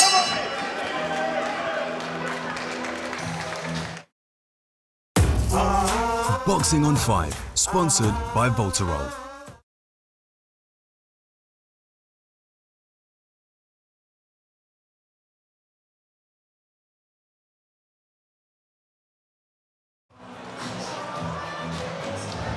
Double your right hand up.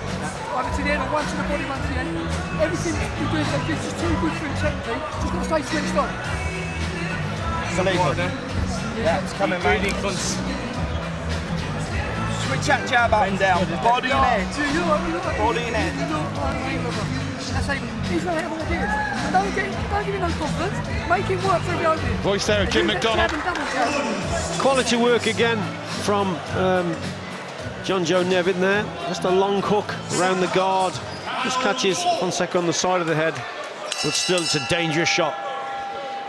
John Joe Nevin's second fight here at the York Hall. Beat Ronaldo Pahina here on points December of last year. Nothing quite like this opposition that he is dealing with supremely well at the moment.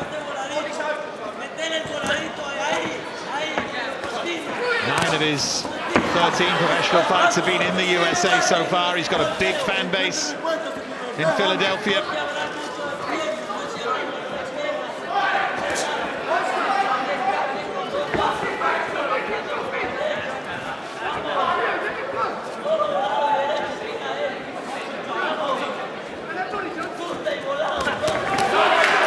Lovely work again there from Nevin. A little smile on his face. He's starting to enjoy this.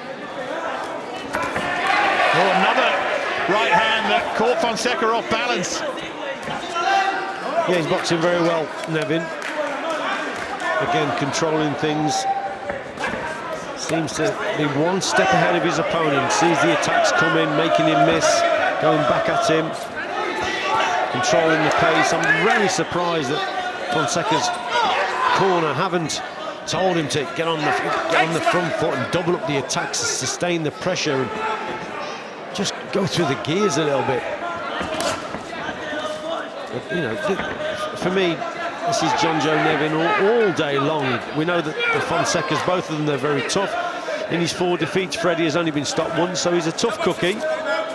He'll be there for the 12 rounds, but still, John Joe Nevin, I think he could probably box 20 rounds at this pace. He's just controlling things. Only catching Fonseca with the odd single shot here and there, but it's the eye-catching work.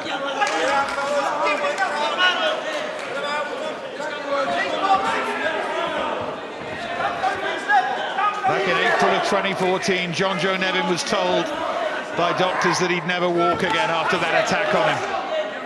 And here he is, over 5 years later, looking to box his way towards world level as a professional. If he wins convincingly tonight, it's still a long journey. Make no bones about that. Could he be on the way?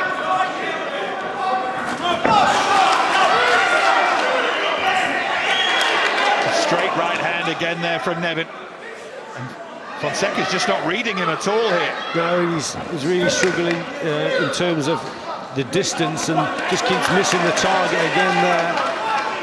And Nevin, this is fairly comfortable for Nevin.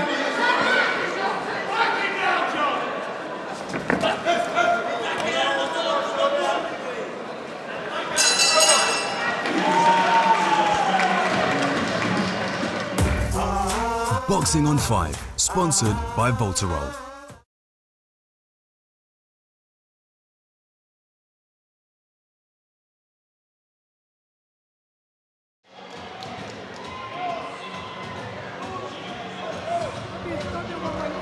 Go both ways, keep him guessing. Use his feet a little bit more smart. Hand position's good. And a little bit more work with feints. Foot stamps. Since you've dropped him, you're not been as good. You're just loading up a bit, alright? Yeah, let him run into the shot. What I mean? Feint more. Yeah. Lots of feints. Let him run into the shot. Main thing, John, is concentration. You leave the running with concentration. Yeah? Jim McDonald's telling John Joe Nevin to concentrate. He also told him, since you've dropped him in round 2, you haven't been as good, you've been loading up too much on the shots.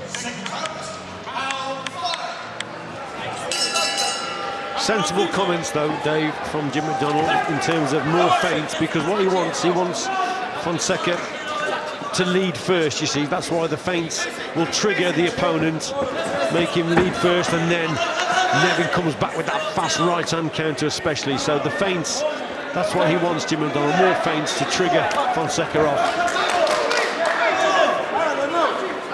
The main message from Jim McDonnell was concentration. Stay switched on, don't throw this opportunity away.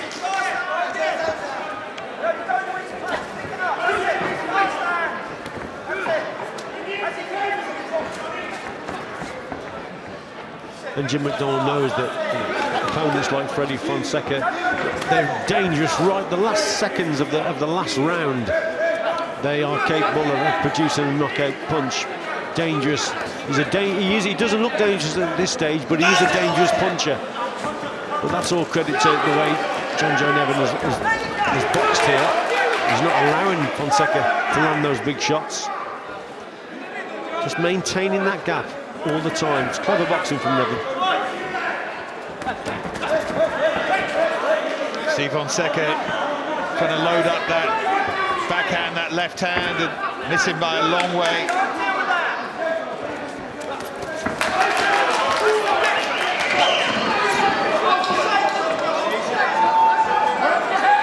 Yeah, Howard Foster saying careful with the heads. Rare mistake there from Nevin. He just missed the target. His accuracy just eluded him for a minute. He just got away with it, just fell into his opponent.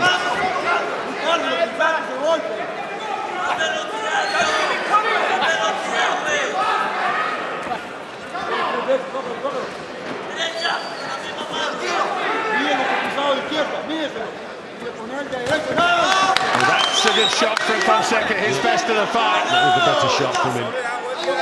That's the concentration that Jim McDonnell is talking about. And the danger that we spoke about earlier, Dave. He's a big puncher. Hasn't been affected up until this stage, but that was his best shot probably of the fight so far.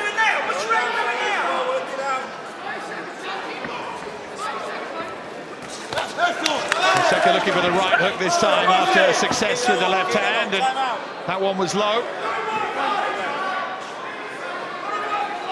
Howard Foster will give John Joe Nevin time to recover here.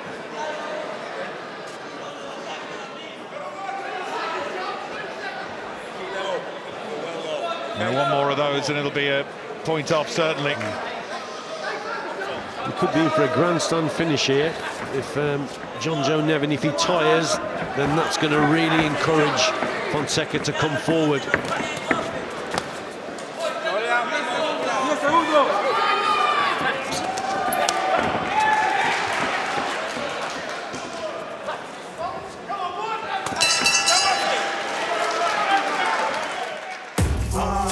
Boxing on 5, sponsored by Voltarol.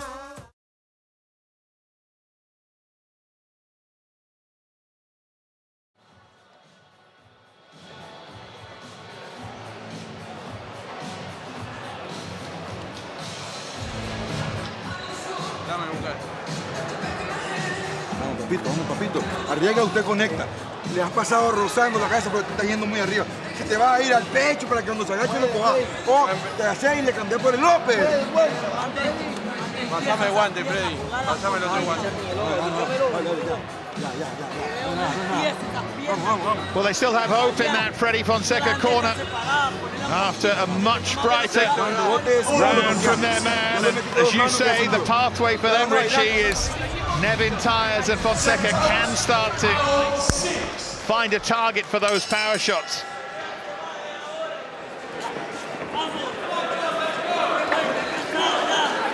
Round 6 then, it's the 10 round it is. Fonseca has to back up that good work with more here.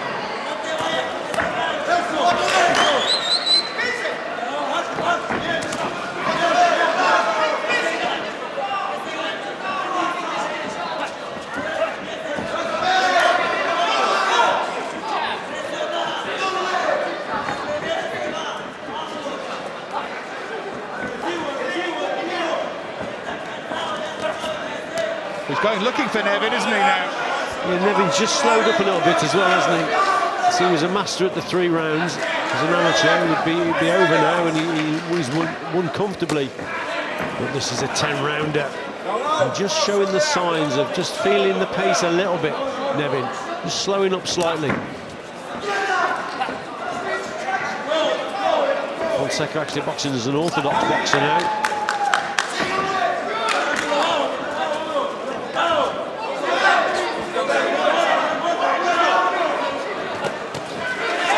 Combination to the body from Nevin, who didn't like what he thought was a rabbit punch, I think, from Fonseca. Good work with the lead on there from Nevin, just keeping his opponent off balance. You can see Fonseca, he goes to make the attack, and Nevin just pops out that jab, just keeps his opponent off balance. Clever boxing, and it's maintaining the gap and boxing at long range. That was a good bit of success there for Nevin, a necessary bit as well. Just as his brother tested Alex Dilmaghani's fitness to the limit, Freddie Fonseca's capable of that as well here with Nevin. He will keep coming. He's well behind, he's been down as well, but he's still dangerous.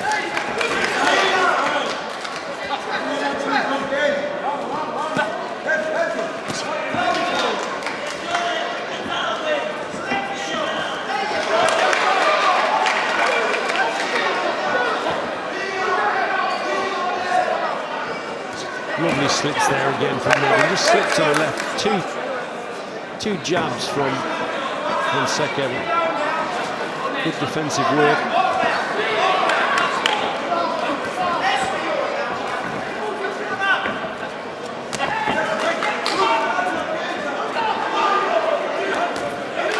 Response there from Nevin, but Fonseca is finding the target with a bit more regularity here.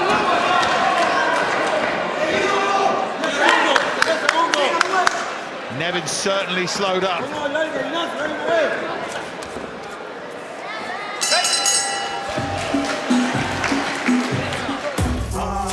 Boxing on 5, sponsored by Voltarol.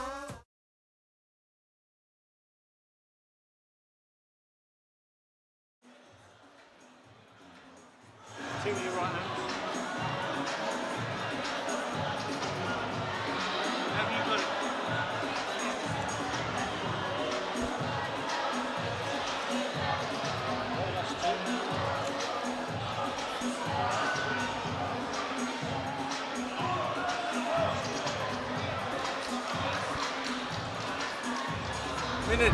Yeah, will do. Wish I had, all right. Wish I had. That's beautiful. John, you're too good for him. Just don't get involved in the fight. He wants one big swing. Could hear the message there from Jim McDonnell. Just slowing down a little bit, isn't he, Nevin? But still delivering some quality shots in that last round. Closer round, though.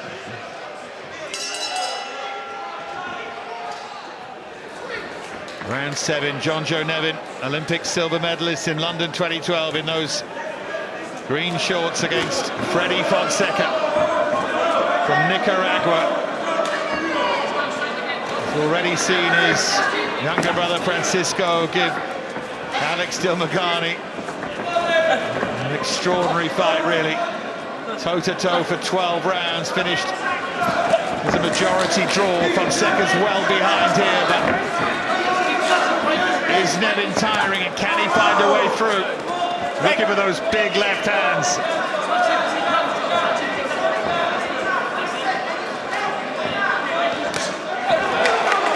Oh, great shot from Nevin there, that left hook. Fonseca, though, has come out again, David. He's encouraged, isn't he, these last couple of rounds. But one must have been low. Howard Foster didn't like that.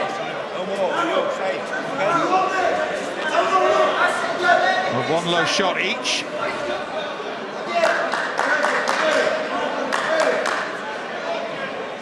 Foster is telling Freddie Fonseca, you've got time. So they're both on a warning, as it were.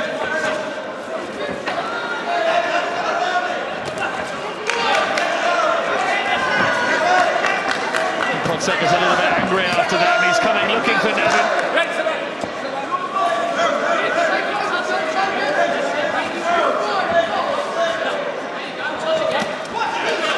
Got Got to stay switched on here, John Joe Nevin. Well, that's what Jim McDonald was on about, wasn't he, in the corner? We've got to concentrate. We spoke about this earlier. Fonseca's very dangerous.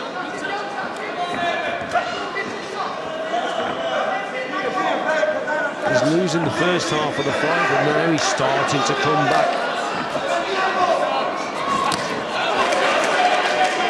Still looking for that left hook, Nevin.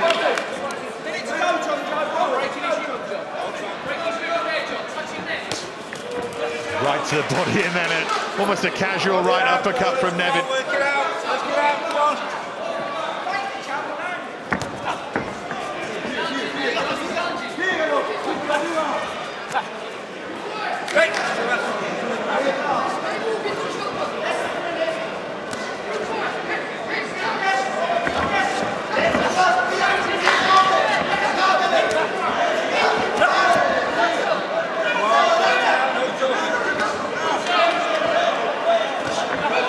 Hook that time from Nevin after he missed with the left. Good round, this 7th. It's typical what we call counter-attacking, Dave. Counter-attacking boxing from Nevin. Just beating his opponent to the punch. He knows that the attack's coming, and he just whips the shot around. The right hand or the left hook just beats him to it before Fonseca can land his shot.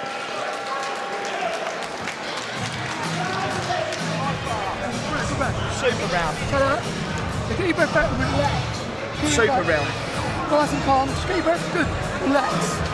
Nice and calm. Nice and calm. Now, John, everything you do is nice, calm. So, John, he's going to be like a soldier robot. So you ain't got to throw 3 million punches, but you've got to touch him, keep him, you set him up with shots. Let him walk into shots. You've got to set him up with the front end. Pay attention when he's telling you, that's the one. There you beat him. When he's there, just touch him, touch him. Touch him, make the angle, throw the count. So some good work, great left hook. That was probably the best shot of the round for me, from Nevin. Super left hook to the body. Unbelievable. From now on, like his coach is saying, it's about concentration. Not even breathing. This is where you're starting to do it. Yeah, if there was just a lull for a round and a half, Nevin's responded brilliantly. They're full of confidence in that corner with some justification as well.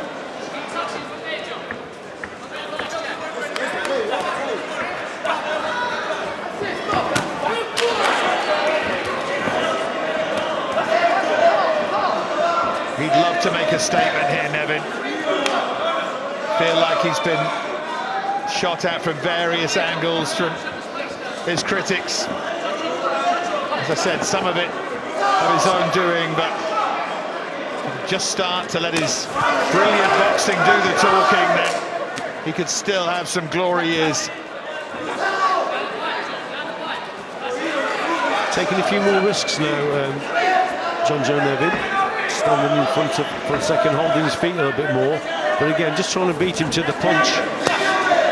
And he's confident in his defence as well, with those the laybacks and the slip from left to right. And then he's trying to catch him as he's coming forward. That left hook around the guard. There it is there, look, on cue. That left hook, he whips it round. Takes a shot there, that wasn't too bad from Fonseca. So he's taking a few more risks by holding the feet, John Joe Nevin. Just want to try and stay. You saw just how close Fonseca can come to landing something meaningful. He is still a very live threat in there.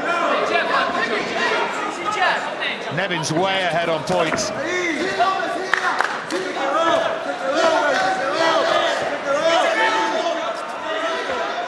There's no doubt this would be his best win of his pro career, but he's got to stay in there, fully focused.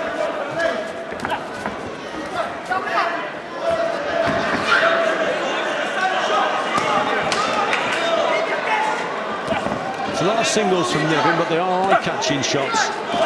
You just get the impression that Fonseca, he senses that Nevin is tiring, and that's encouraging him to go forward more and put him under pressure. Should have been doing a lot earlier, but nevertheless. It should have been a stamina test for Nevin from the start, shouldn't it? Absolutely. And he controlled that pace very well at the start. The pace suited him, but now he's just trying a little bit more. That's a bit better from Nevin.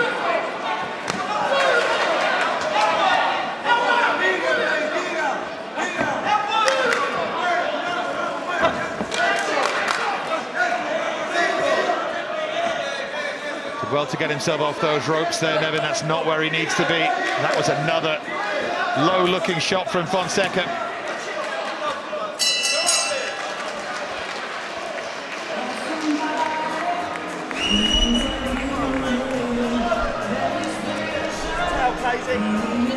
Everything calm, good round. Nice and calm. Just get your breath. This is why you was doing endurance runs. Got that wrong, Henry? Yeah. Did you get that wrong? No, you've got how much you fight left now? 3 to go. So Fonseca just missing the target there. Nevin coming back with a lovely counter. But Fonseca, he just senses that his man is tiring, but nevertheless, Nevin caught him with the super shot there. You've got to look smart. Don't rush in. He's just walking you down, that's all he's doing. But he ain't landing. He's pinning with the cannons. I'm in a big shot here now, round. Feel all right? But 1.5. Get your shots up. Vamos, Pepito, tú lo puedes lograr, hijo.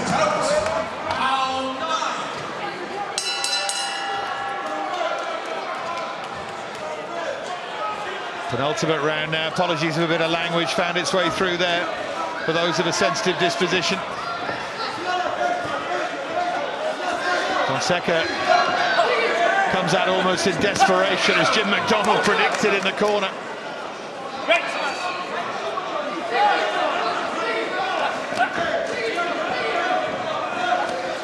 Nevin needs to be smart here. He's well ahead on points.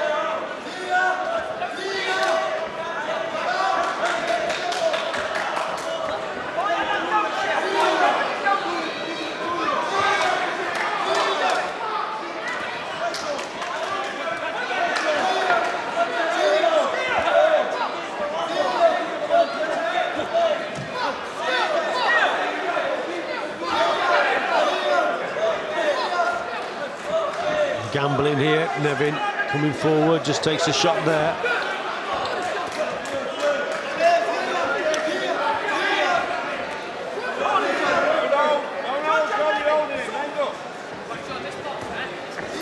Yeah, in the corner, they want him to box. They don't want him to get this involved now.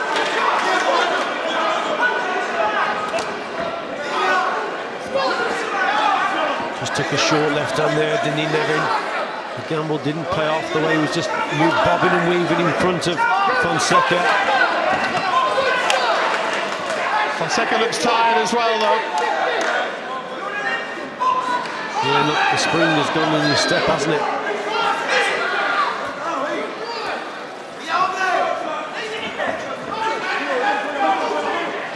Good head movement from Nevin. Fonseca just can't nail him with a shot.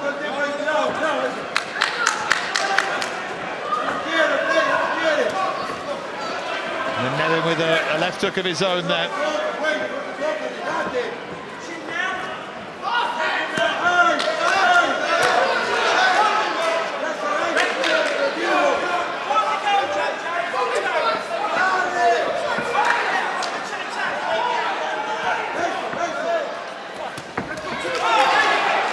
Combination there from Nevin. Fonseca's legs are just sagging a bit now. It feels like he's almost given it his best effort and come up short.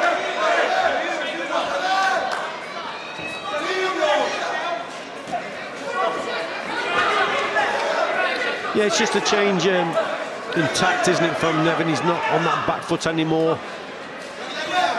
Maintain that gap, he's decided to go forward and hold his feet. And that, if anything, he's getting caught with the odd try here and there, but it's probably stopped Fonseca coming forward, the momentum of coming forward. Vamos al último. Ya arriba.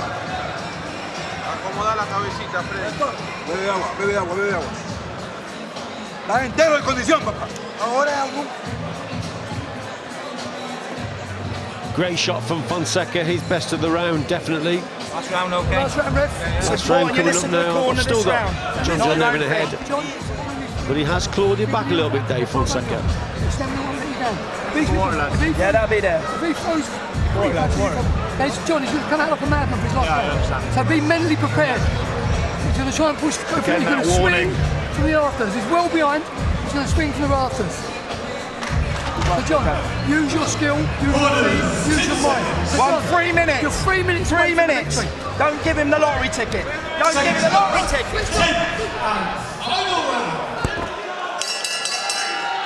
Sums it up neatly. He's 3 minutes away from the win of his pro career by some distance, John Joe Nevin. Fonseca's going for it here, as they predicted. This time it is all out.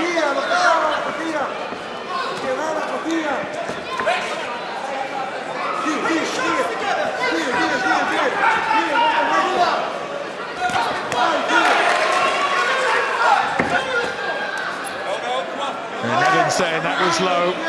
Word there to Howard Foster. Mustn't walk onto anything, mustn't make a silly mistake here, John Joe Nevin. Those are borderline from Fonseca.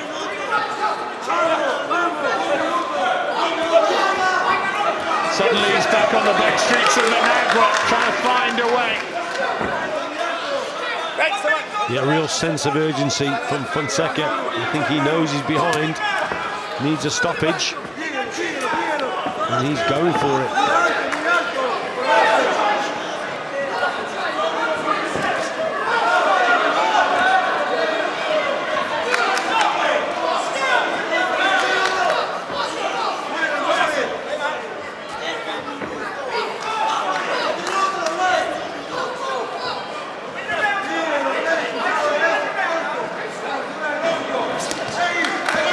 Well, he had Fonseca down in round 2, John Joe Nevin, and he has built on that. Fonseca's had little patches of success, but nothing more.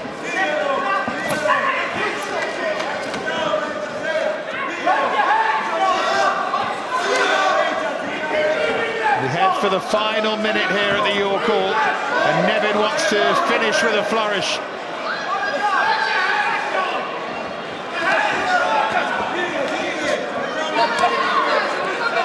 Straight left hand there from Fonseca.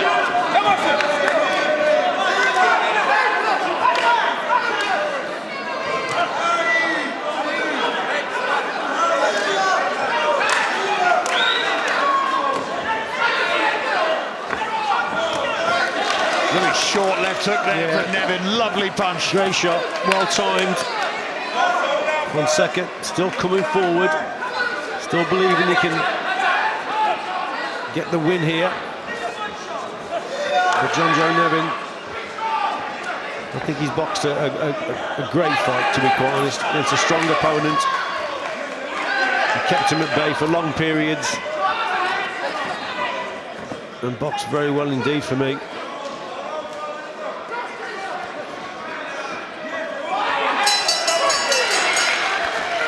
Well, there he goes, the Mullingar shuffler. John Joe Nevin finishes with a shuffle, and he knows he has the win as well.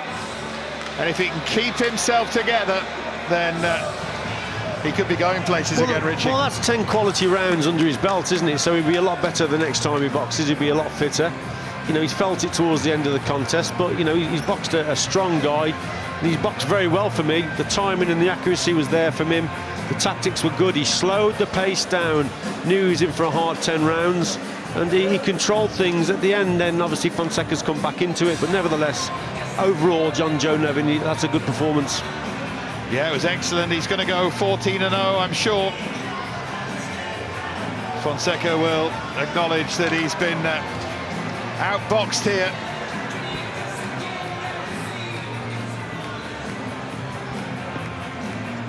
A little shake of the head. His brother came away with a draw and was maybe a bit unfortunate, but Freddie Fonseca's been well beaten. Just a question of totting up the scores and seeing by what sort of margin. It will be very, very convincing. Kim McDonald's a great voice in the corner as well. Just guided him through, as he will now hope to do, as he continues his pro career and maybe can hit somewhere near the heights he did as an amateur. It might be a big ask, but he's still got a little bit of time on his side. He's got a great support, particularly in the USA, and who knows where he might go. It will never be a question of ability, that is for sure, with John Joe Nevin.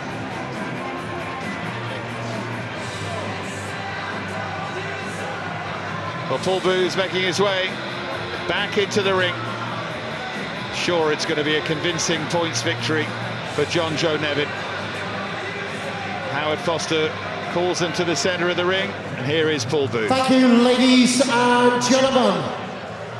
After 10 rounds of super featherweight boxing, we go to the judges' ringside for their decisions. Judge Roberto Ramirez scores the contest at 99-90.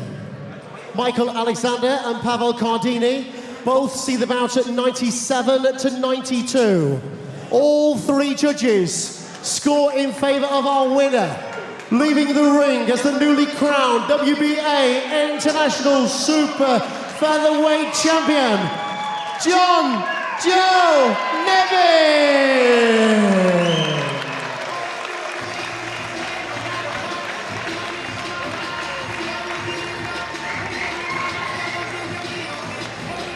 So a convincing win, as we expected, for John Joe Nevin, and the start maybe of something special for him. Really good opponent, Freddie Fonseca, considerably better than any that he's faced so far as a professional. But Nevin dealt with him, knocked him down in round 2, and then built on that superbly well. He won't care too much about that belt. There are more significant nights that he wants ahead of him. But that is a good win for John Joe Nevin, and what's been an excellent night at the York Hall.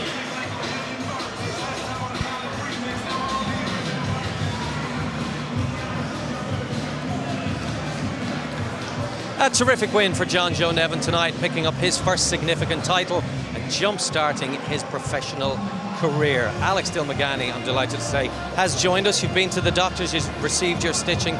First off, congratulations on a thrilling contest, a thrilling fight. Not the decision you would have hoped for, a majority draw. But first off, Alex, what's your overall thoughts on your performance tonight?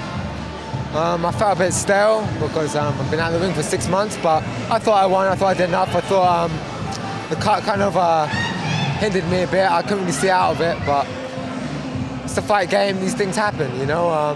But I'm glad you were entertained, and a lot of people were entertained, and it was a great fight on Channel 5 for the fans. So. And it was fought at such a ferocious pace. Was that a pace you had anticipated and trained for? Yeah, I mean, I've got a good pace, he's got a good pace, so I knew it was going to be an all-action fight. Alex, did you expect him to be that strong? Because he just kept coming, didn't he? Yeah, I expected him to be that strong. He took Tank Davis on 2 weeks' notice and gave him a hell of a fight as semi-10th farmer. You know, he's a well-respected, world-class fighter, and I proved that I'm at that level and beyond now. So, yeah. I liked your combinations downstairs, and then was the tactic then to finish with that right hook over the top, because you kept on catching him with that time and again? Yeah, the tactic was to work the body, and I was surprised he took it very well. Respect to him. All right, gentlemen, let's have a look at the action. I'm sure you'd be keen to see it back. We definitely enjoy watching this one again, Richie. Yeah, damn, I should wear shades today. So we spoke in commentary about this right hand to the body that he kept throwing, but you wanted to get up close to him, didn't you, to land these shots? Yeah. It was a gamble, but it was a gamble in many respects. It paid off. Yeah, I felt sometimes, as you know, you're a former fighter, you have to kind of bully the bully. If you box and if you give up too much ground, it gives them incentive, and I felt that cut gave him incentive, and that's where he came on stronger. I felt the earlier rounds I kind of won. Well, your work was definitely the eye-catching work, but it shows that he's a world-class fighter, because he kept that pace like you did throughout the whole of the contest. So you've gone to that level yourself now. Yeah. We're both world-class fighters, and we brought a world-class fight on terrestrial TV, and I'm glad everyone was entertained and saw what true world-class boxing was about. You know, last week or the week before, it was KSI versus Logan Paul, two imitators on pay-per-view. You know, today was two proper world-class fighters in a proper fight on TV. We saw the head clash there in round 9. Just how difficult did that cut prove to be for the final few rounds? To be honest, I couldn't see out of it. I couldn't see out of it. It's the fight game. These things happen, like I said, and I dealt with it. I tried to deal with it. As a fighter, you got to push through it. You got to go through it. And I felt that I tried to do it as best I could, but I couldn't see out of it. The blood kept dripping in my eye. It was a bad cut. So one of the judges scored it 2 rounds to Fonseca. The other 2 couldn't split it, 114 each. What's your feeling on the decision? I thought I won. But as a fighter, you know, like I say, I felt the cut hindered me a bit, but I thought I won, definitely. I thought the cleaner work was from me. When he was starting, I was catching a lot of stuff. So it is what it is. Richie, it was a very close fight for you too. It was a very close fight. A lot of the rounds, it could have gone either way, in my opinion. But Alex, I just want to ask you, now that do you feel that you've arrived at world level now, and there's no going back to say British or European? You want to stay at world? I'm one world class. I've proved that. Fonseca's a world class fighter. He's proven that he's a world class fighter. And in my opinion, I won that fight. A lot of people said I won that fight, and either way, I just fought a world class fighter who's dangerous, who gave Tank Davis a hell of a fight on 2 weeks' notice. Would you want to do it again, or would you want to pick one of the other champions out there? Pardon? Would you like to do it again, or would you like to pick one of the other champions out there? I'd like to fight the world champ, so I'll do it again. I don't mind. Like I say, I'm a true fighter. I don't moan who I fight. I don't care who I fight. Featherweight's an option still, but yeah, Mick tells me a date, and I'm ready to go. Well, it's certainly a fight we would love to see again. There is other options open to you in terms of weight. You make the weight quite comfortably. Would you consider dropping down to feather? Of course, I'll consider dropping down to featherweight. I mix it very comfortably. I don't do any workouts before to make the weight or anything like that. I diet down to the weight, and I don't put on much weight. Like I say, I mean, maybe a higher nutritionist, I don't know.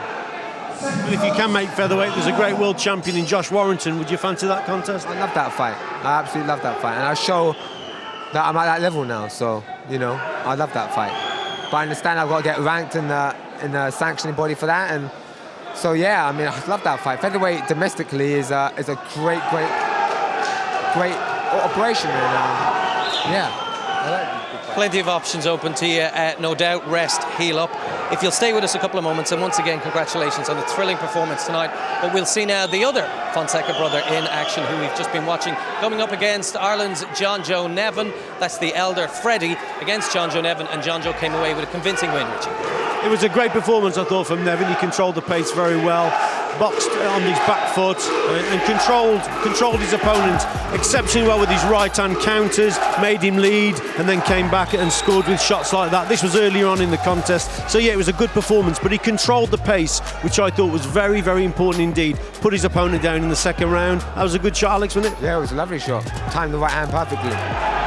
And at that point, Richie, perhaps you thought, Nevin's not a renowned big puncher, but he may get him out of there.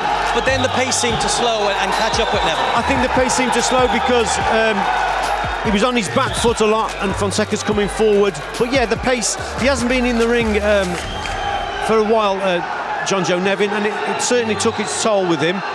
Great left hook to the body there, and as the contest went on, he just slowed up a little bit, and that gave Fonseca encouragement to come forward.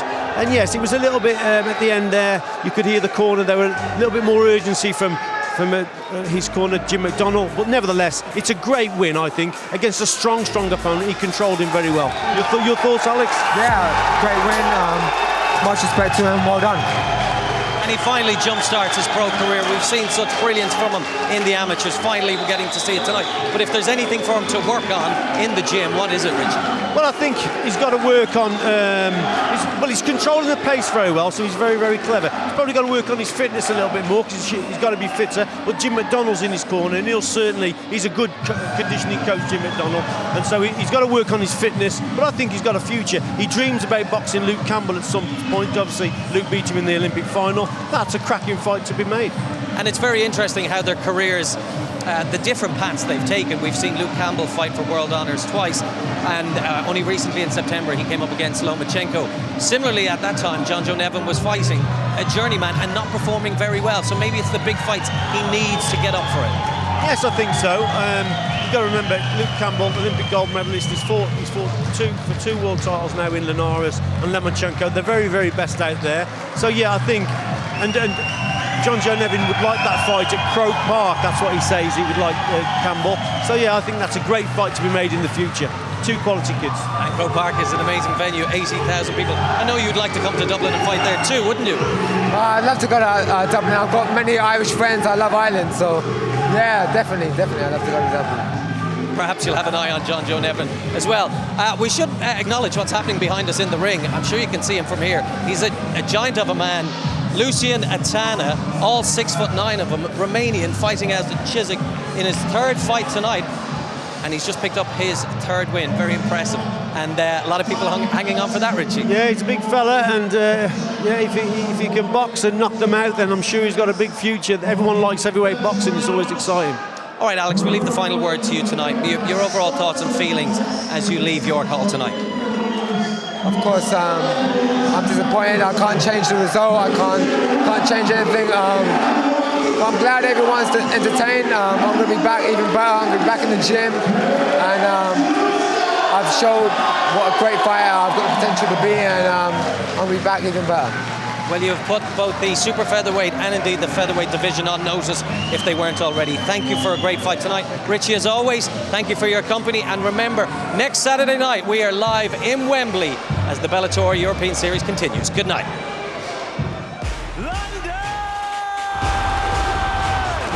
Bellator MMA returns to the SSA Arena Wembley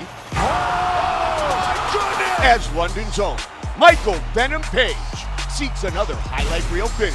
That was a show, like a brutal dance routine. As he looks to take the next step towards Bellator gold. He is back! MVP, next Saturday at 10 p.m. live on Channel 5.